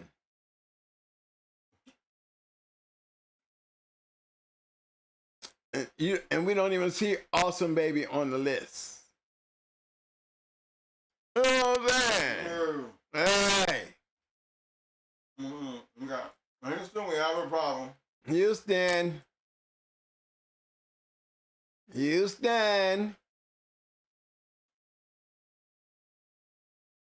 Come on, we gotta find something better than this. This is some bullshit here.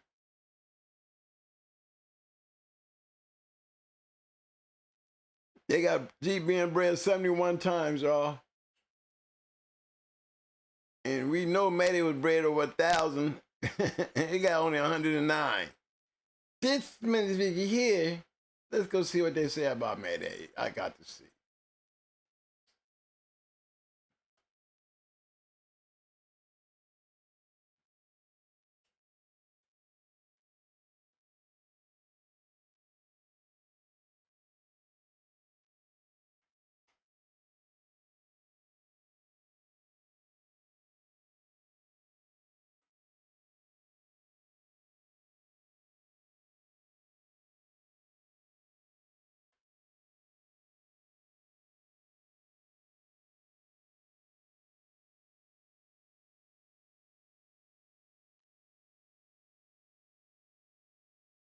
Here's the Widowmaker,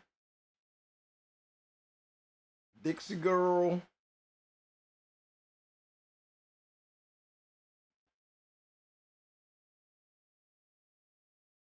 BBKKK, Grand Champion.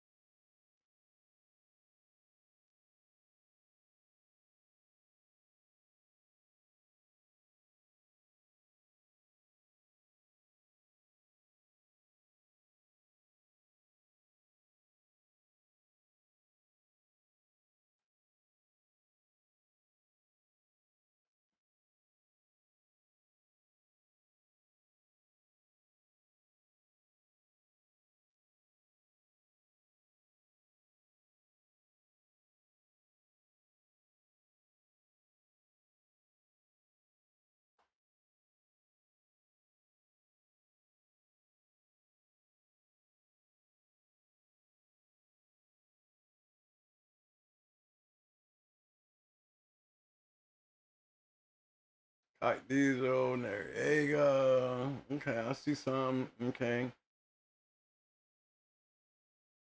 Barracuda. You got some of this shit right. Yep, there goes 600.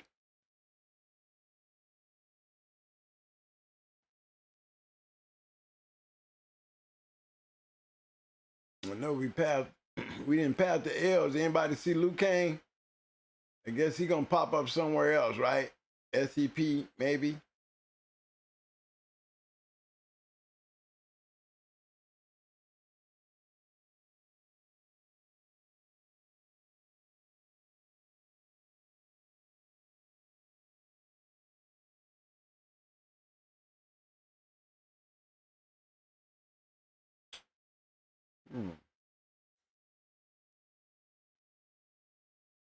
Yeah.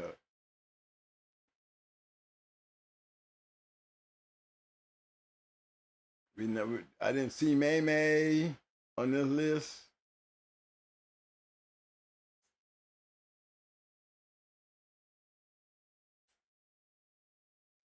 There go Napalm.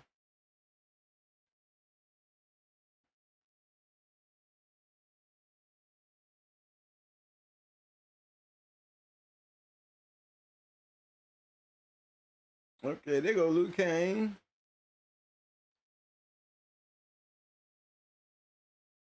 I didn't see Deep South Twister on there. Did anybody see Twisted? No, I didn't.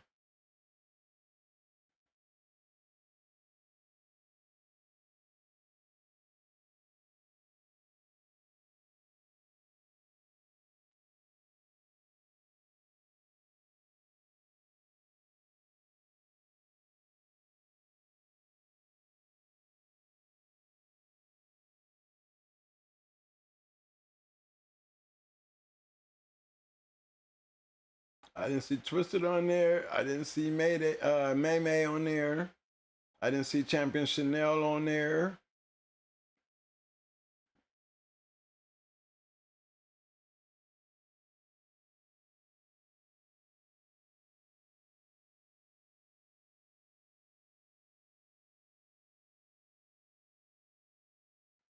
What you got over there, money? Not much better.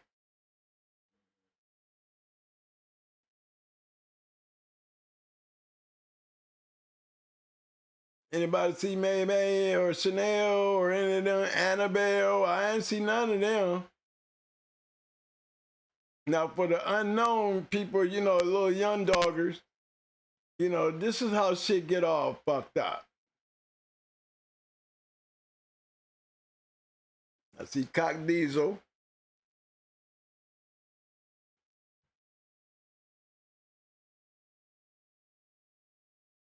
They go May 2.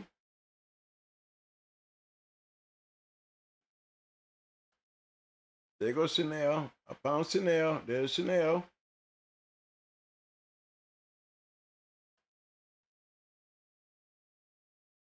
There go Little Mayday. Y'all seen.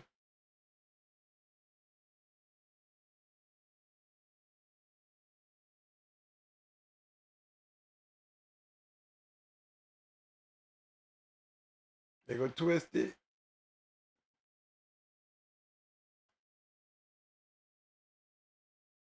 There go Brat. I don't see May May though.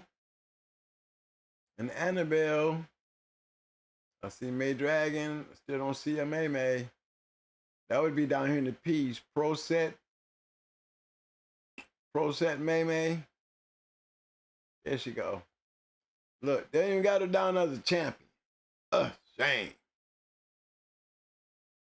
I guess this would be Grand Champion Hunch here, right? That's probably why he ain't got this one right. Okay, enough is enough. Enough. We ain't seen enough of this shit, y'all. I want to give a big shout out to Mr. T.E. Parrish coming in, kicking the dough with a 20-piece. Appreciate the love, fam. Coming in with a super sticker with a 20-piece. Appreciate that, Mr. P.E. Parrish. Parrish, you ain't got nothing to say, baby? What do you say about this shit, Mr. Parrish? Huh? Big shout out to my big brother out there, my man, walking down around, big stepping in the house. What up? Bam! I mean, we look at these, y'all, and did we get these a grain of salt? Did we even get this shit a grain of salt? I mean, that's a question for newcomers. You know, we got other registries, I guess. I mean, but if you was really basing this on information or actually learning some shit, where would our stop-off point be? You know what I mean?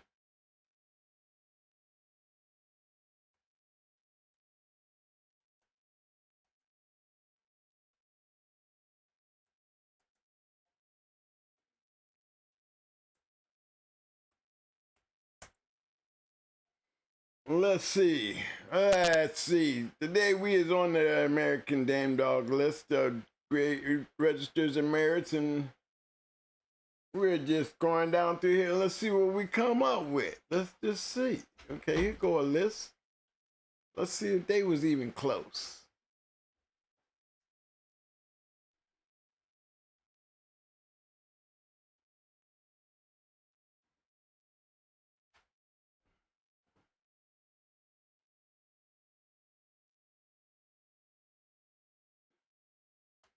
Well, I'd love to hear what the chat room saying about this year. I have a question. Is Mayday still the top of the American Mayday has never been the top. He's up there at the top. But he's, oh, they definitely had him. Where's he at in this list? Ooh, look at this shit. It's almost right. You ain't got Mayday nowhere up there. So that's a downer. Look, they refuse to give Frisco shit. Look, there has been much controversy about Frisco. The simple truth is he has surpassed G. That aroused gossip. Frisco today is the #1 top producer of all times ever in history. He produces some of all around steel bulldogs. The Sporting Dog Journal does not credit Frisco and rates him 3rd. God finally stopped turning in the ROM points at 27. Well, super duper pooper scooper, you're full of shit. Okay? Because we all know that you need Frisco and his international shit to even be on the list. Frisco climbed the list so quick because all y'all, they was putting these dogs overseas. And, you know, back then, we all knew that them international dogs didn't have shit on us United States dogs. Okay? Not taking nothing away from Frisco, that not at all. But, you know, you can't go comparing Frisco's offsprings overseas compared to the damn champions that was being produced off of Jeep and Yellow and dogs like Mayday. You know what I'm saying? Over here, they winning over here. We ain't over there collecting, you know, insufficient bullshit points overseas. Now, I wouldn't call them bullshit now, but back then, they didn't have shit on American Bulldogs at all. And then to not have made it on the list, come on, y'all. Tell me that ain't some hater shit.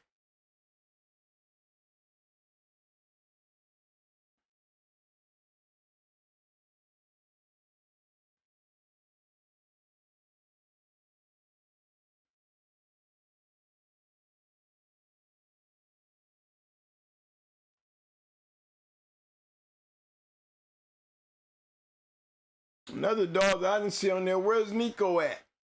Is there, he in there? Don't see the Nico?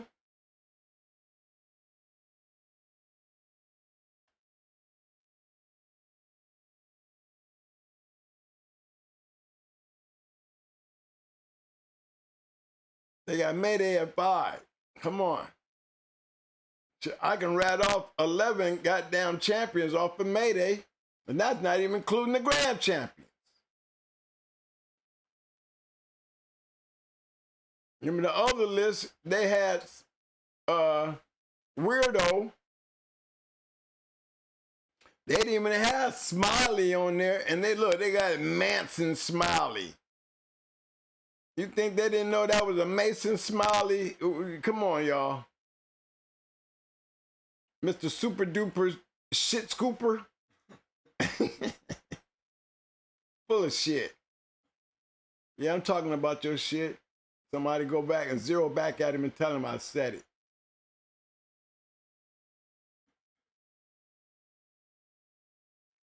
They got Weirdo at 9.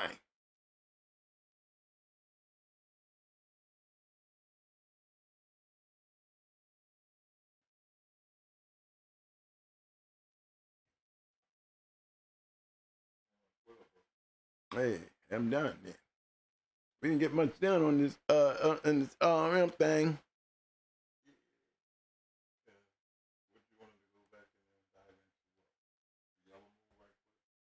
Well, I mean, to me, these lists, I mean, the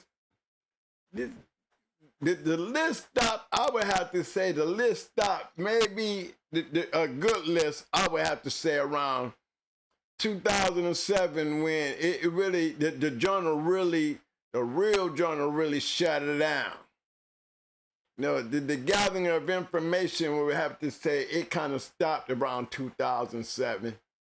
And then there was a lot of people who was not reporting shit because of the fact that, you know, of the continuous things that was going on in the U.S. government. You know, it was really causing a lot of problems with, you know, the registry, you know, people registering their champions when the books, some of them did and then some of them didn't. You know, so, you know, like I said, there's dogs on that list that shouldn't be on there, and there's some dogs on the that's not on the list that should be there. No, I didn't see Nico up there. I didn't see Nico Jr. in there, y'all. So, you know, off the back, I'm looking like, well, you know, once you got one bad thing on the list, you know, the list is irrelevant because it you know, those are just the mistakes that I found. You know, one mistake can make a whole test wrong. Shit. You know? So these are the things that y'all have to deal with. Imagine if you take the whole list away. I mean, with all the fakery and the bullshit that's going on out there right now, y'all in trouble. Because how are y'all going to have a consistent line? And this goes back down to those you know, them dwellers. Y'all be able to be thanking God you got those dwellers out there that nobody know who and when and where. Does anybody who has a better stronghold on maintaining the integrity of the game? Because the game is still built on and based on the American game dog. Period. Period. You know, y'all can keep on mixing up these papers thinking y'all making some homemade soup and shit. You know what I'm saying? And we can continue on flooding the world with a lot of fakery. But you know who's going to pay in the long run? The unsuspected people who wants to go down into the basement. Stay down in that basement, get blind and adapted to the darkness, and to get down there and just continuously get whooped on until they run their ass back to the light. Because they ain't going down there with shit. As long as you got them dwellers down there checking shit, believe me, the best can only survive. That's the bottom line. Fake shit can't survive in the dark. You know what I'm saying? And does the registered merit even matter these days? You know, I mean, you got so many of these fake ass champions and fake ass breedings and bitches turning into all wins because she's got 3 fake ass champions and you don't know. We got a good pedigree, but you don't know until you start buying that shit and you wondering why you keep getting ran out the goddamn basement. But then you got a lot of people out there checking, you know what I mean? It's not like it's open season because, you know, it cannot be open season when you're sharing, you know, internet time with Facebook and YouTube and Patreon and all these other places that gravitate somebody who wants to be me.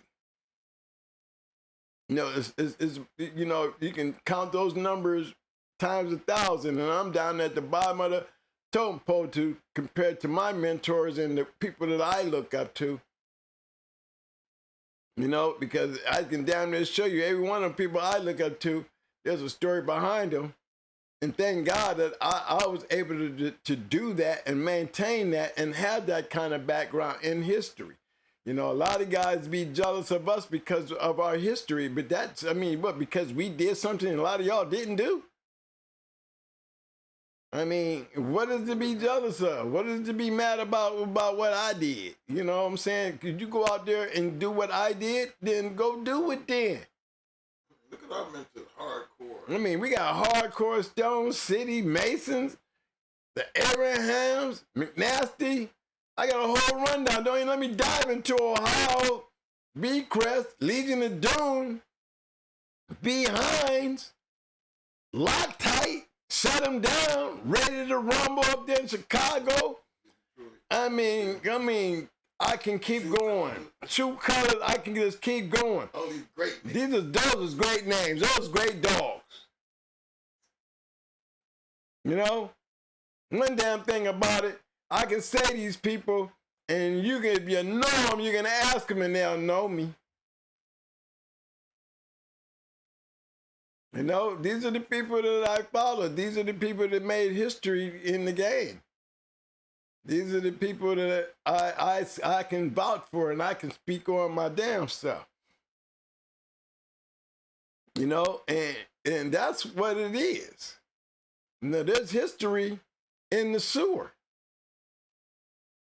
There's somebody probably sitting down there in the dark, keeping history, writing history, taking notes in history. It'll probably show up one day and bash everybody, being, you know, they don't think there's a trail that can be traced.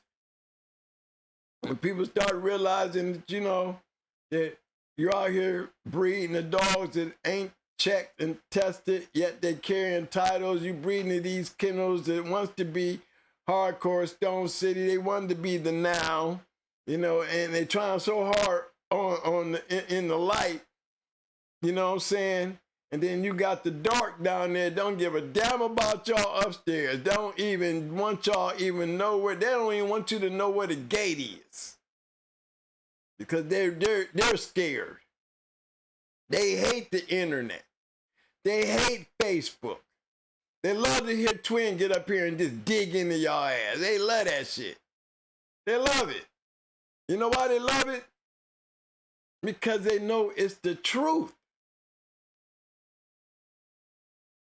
You know, this shit's not meant for everybody. It sure ain't made for everybody. So, you know, it's for those that really get down in there and put so much at risk with no reason to lie.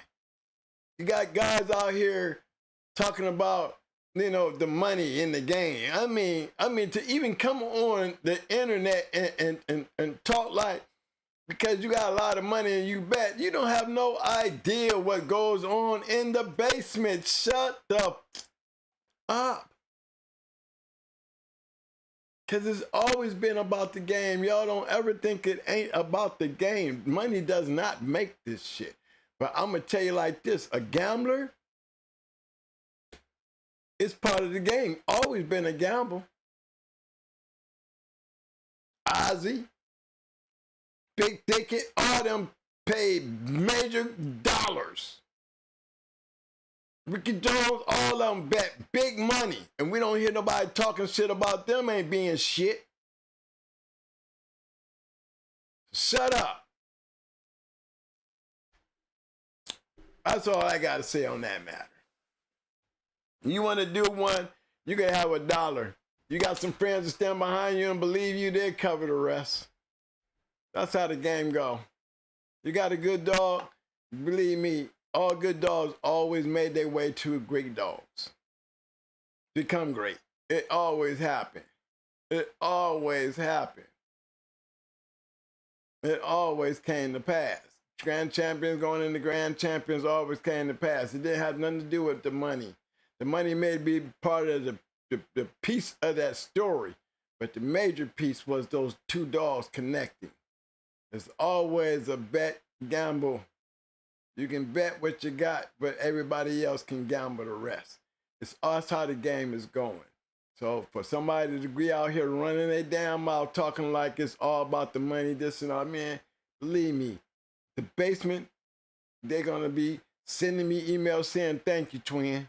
Because they heard a lot of shit this past weekend. My brother was telling me, come listen to that shit. Mike was telling me that shit, you know, and matter of fact, guys be speaking on the twin. Can you bring up that conversation, man? You know, about things like, you know, it ain't always about the money. They making it like this thing is a money issue. You know, a person can scare your way out of it by betting a lot of money on their shit, If it was really like that, guess what? Imagine the person who's trying to scare a motherfucker that's got a lot of money. I got a dog and I'm steady walking everything you saying. You want to bet this much? Yeah, we got it. You want to bet this much? We still got it. We coming to get your ass. What do you think is going to happen? Do you think that shit is going to ever happen? For real? See, that's the fake shit. That's the shit y'all need to be talking about. Not all that other dumb shit trying to put some people down because they want to bet a lot of damn money. You got combines out here. The game ain't but so damn big. You know what I'm saying? These days, with the economy the way it is, you want to jump on a bus, the best bus you can get on, and stay on that mug. Don't even stop at the rest stop. Stay on it until that motherfucking tires go flat. And pay everything you got, because guess what? That's the best bus running. That's how that shit's supposed to go. Y'all want to hear some real shit? Listen to that type of shit. Y'all want to hear some bad shit. Y'all act like y'all need to hear something fucked up about the game. Man, sit down. Just feed your dogs. Put your cameras up. Protect your yard. And just shut the hell up. Just shut up. Because there's nothing to talk about if you ain't doing nothing. Then what you talking about? If you doing something, I know you ain't running your damn mouth. That goes to the views we get every damn week.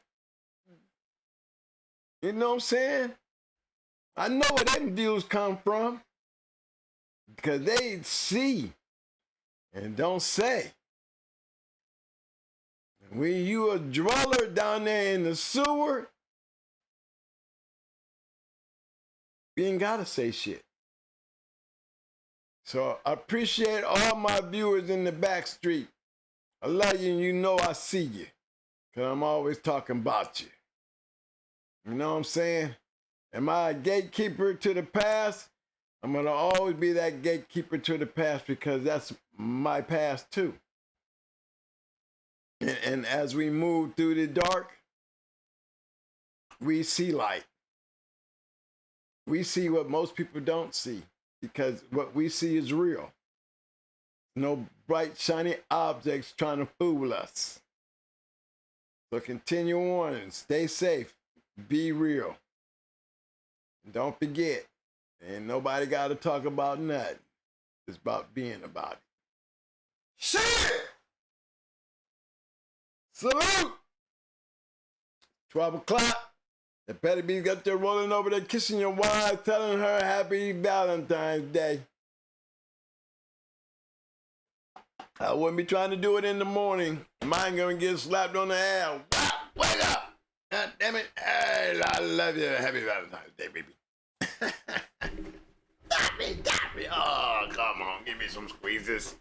All right, you know. the poll. Okay, you got the poll. Ready to close it down. Poll question, we got 172 voters. Appreciate everybody who took time to vote on tonight's poll question. Poll question was, does the title ROM, Register of Merit, hold as much clout today as it did in the past? We have 53% that said yes, and 47% that said no. Appreciate everybody who took the poll, and thank you. And hey, look, don't forget to hit that like button. Don't forget. 172 votes. If I got 172 votes, I'll be thinking I'm supposed to have 172 likes. Damn it. Stop it. Just kidding. Appreciate everybody for showing up tonight, man. Get ready to get out of here, man. Oh, I got some shout outs to make. Where my phone at? Hey. My phone probably be ringing. Guys be trying to call me. I ain't. Okay. Hold on. I got some shout outs to make. I had some my little fam fellas came down from the way and stopped through Tampa to come and make a shout out. Holler at Twin. And I promised them I was gonna make sure that I would give them a shout out. And so before I walk away from this show, man, I won't be here, baby. Friday, we might be somewhere else Friday. You know what I'm saying? But yeah, let me make a great big shout out to them. I'm just trying to pull this shit up right quick, man. Just give me a second here. We gotta get some. Oh shit. Okay. Gotta show my love. Slow down.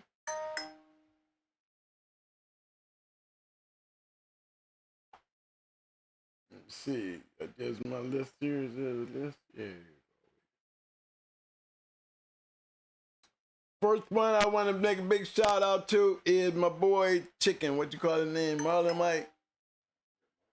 Marcus. I called him Chicken. All right. So I got Chicken, Berto, Bleak, Pig, Jamik. Yeah, big shout out. These guys, you know, it's real nice when you got young dog men who really look up to me, because I know what it feels like. I know what it feels like because I used to look up to Big Mike, Jesse, McNasty. You know, I was a fan. Grown as man like myself, I'm still a fan. I'm a fan of LeBron and I'm older than him. I look up to greatness when you got greatness in front of you. You know what I'm saying? It's just a privilege and a pleasure that, you know, that I had that opportunity. And I guess those guys, I don't take that away from those guys when they see that in me. I salute you, fellas. All right? And I'll say again, Berto, Bleak, Pig, Jameek, and Chicken. Thank you, fellas. And I ain't going to let you down. I'm, you know what I'm saying? Take what you hear and you build, you know, and you take your proteges and learn very well like I learned. And whatever the future bring you, keep it real. Keep it real. Thank y'all for coming down to see me. It was definitely a special visit because y'all made it a point to come out your way and had the opportunity to see Going Hard Twin. And I mean, it was like they was on one of them, the missions, you know what I mean? I mean, he answered the phone, y'all. I come on the phone. Hey, can we come by? Yeah, come on by. Oh shit, they coming. We're coming. Next thing you know it, I'm hearing skirt, gravel and everything, slam and break. They came fast and quick. And all they just wanted was just the opportunity to just be able to talk to me. I had to make sure they were so. And hey guys, don't forget the picture. That picture can be something real special one day. You know, oh, you right. They so caught up in shit, you know. And it really makes me feel good because I look at them and be wondering, is that how I used to look at them guys? You know, I used to be around them, but I don't never remember being like, you know,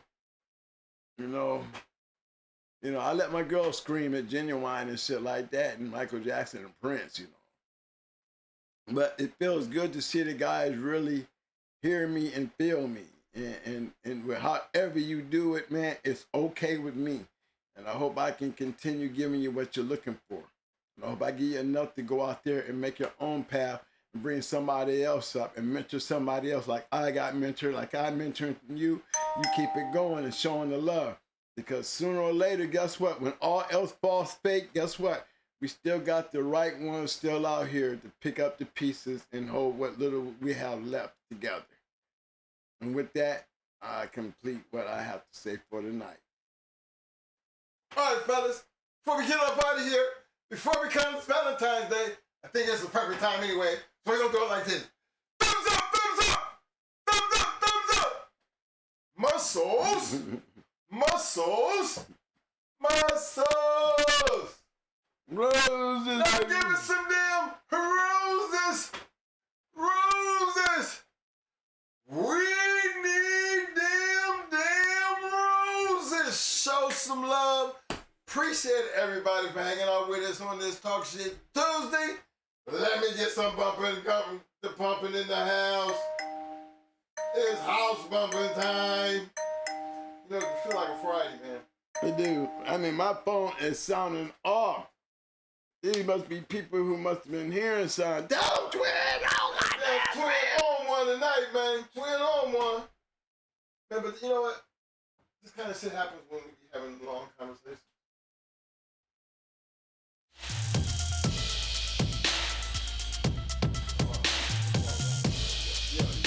Yeah.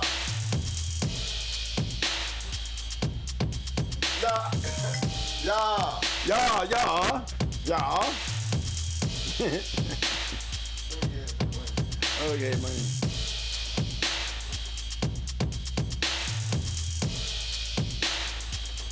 All right. Hey, fellas, look, the ROM thing.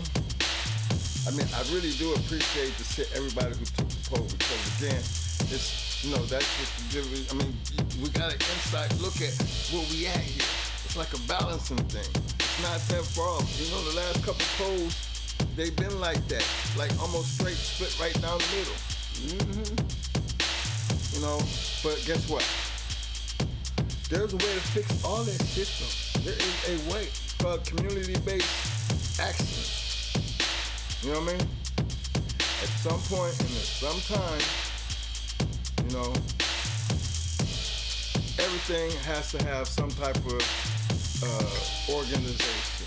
I mean, when I say organizing, like the play in the corporate world is a structure. Even for me, I'm a corporation. I'm incorporated. Imagine a corporation. I fall in the same line as the Amazons, the Googles, and everybody else. I might not be on their level, but guess what? We still play under the same rules. We still have the same structure. President, vice president, chairman of the board, all that CEOs, all that shit, and then employees. All that shit works hand in hand. So this is how I look at this community. Maybe if we brought a little bit more structure, even when it comes down to the treadmill races and the confirmation shows. Why can't we get together and be more positive?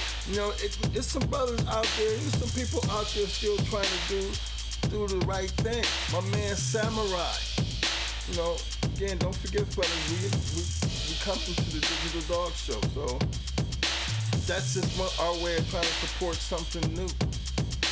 And I want in which everybody would take that attitude about don't put down the ones that's trying to do something new. How about getting in there and getting involved in what they doing? Hey, it's just amazing what we could do if we had the numbers. I just like the fact that what's wrong with trying? There's nothing wrong with trying, So, as we move on, so what we're trying to do, and what the point was to actually try to make tonight, is ROM and PORs and champions and grand champions, when that shit actually lose meaning, and when it actually loses the meaning, then that's when the American game dog, Pitbull Terrier will be done. Completely. Because it's okay to make, this situation work in a different way if it's running up a wall or running a treadmill. I heard Tom Garner say it's a big accomplishment if you was able to do both. Actually, be able to be a certified, Sport and Dog Journal champion and ADVA confirmation champion, because it has happened, it's possible. I seen that champion Dylan dog, a dual champion. Yeah. Mayday was a dual. These things, it's all, to me, it's all a part of the game anyway. So it's not taking nothing away from the treadmill races and running up the wall. I think we should all put a new light on this and everybody just jump on board and let's ride that legal train for a minute. Ain't nothing wrong with it because, hell, we don't know what going on in the basement. Ain't supposed to care what's going on in the basement. And whatever's going on in the basement, if you ain't down there, ain't none of your damn business anyway. So how about let's just handle that part like that and let's do our part by what's upstairs. Let's at least make it worthwhile and give it something, at least something positive to talk about instead of talking about each other and talk about fakery and everything. See me at the treadmill. See me at the confirmation show. See me at the digital dog show. Just being your best shit. You got to be up on your shit. And I ain't taking nothing away from anybody who might think it's just fake shit and whatever. That's just your opinion. I'm doing it because I'm going to support it. And I would suggest that any and everybody else, at least, if you don't want to do anything, at least show your support. That's where I'm at with this whole community thing. I just don't believe it's dead. I just think we just need to get the right people to do the right thing. So that part, I'm joining the ones that's feeling like that. You know. But I'm not gonna support nobody who's gonna be putting other people down. I don't care what your intentions is. Walking on people and disrespecting people and talking shit ain't never been my bag. So I can't support that, won't support that, and keep doing you. I'm gonna keep doing me, and we're just gonna leave it like that. But you know now, won't start no shit, won't be no shit. Yeah.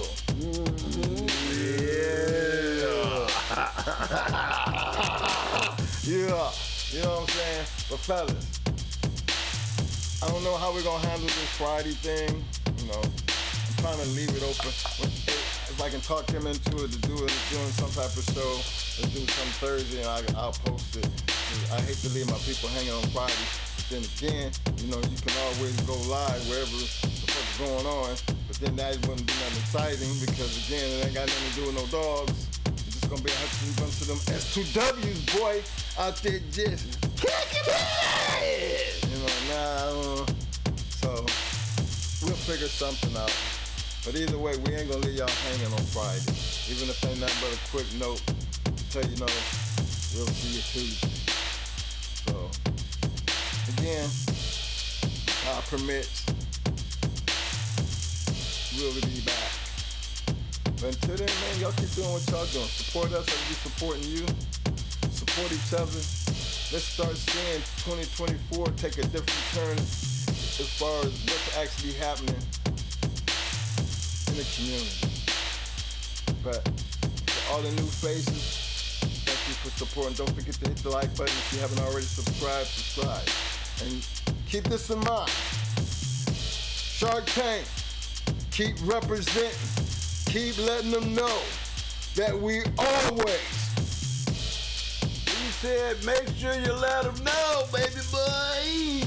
Ladies and gents, we always. I wouldn't give a damn on who podcast it is, who chat room you're hanging out in, what Facebook chat room or form that you're on. When you're representing the Bulldog game and you part of that Shark Tank, you always, I mean you always scratch the win every time, man. Y'all keep letting them know, man. Spearheading the way, Shark Tank. Keep doing what you're doing, baby.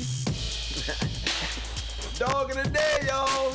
Yeah, I got my dog of the day since we talking about ROM shit. I put my ROM bitch up there. Yes, sir.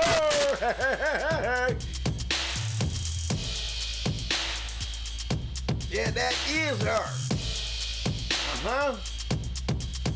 That's what that first Mayday Stone City shit looked like right there. That's what it looked like right there.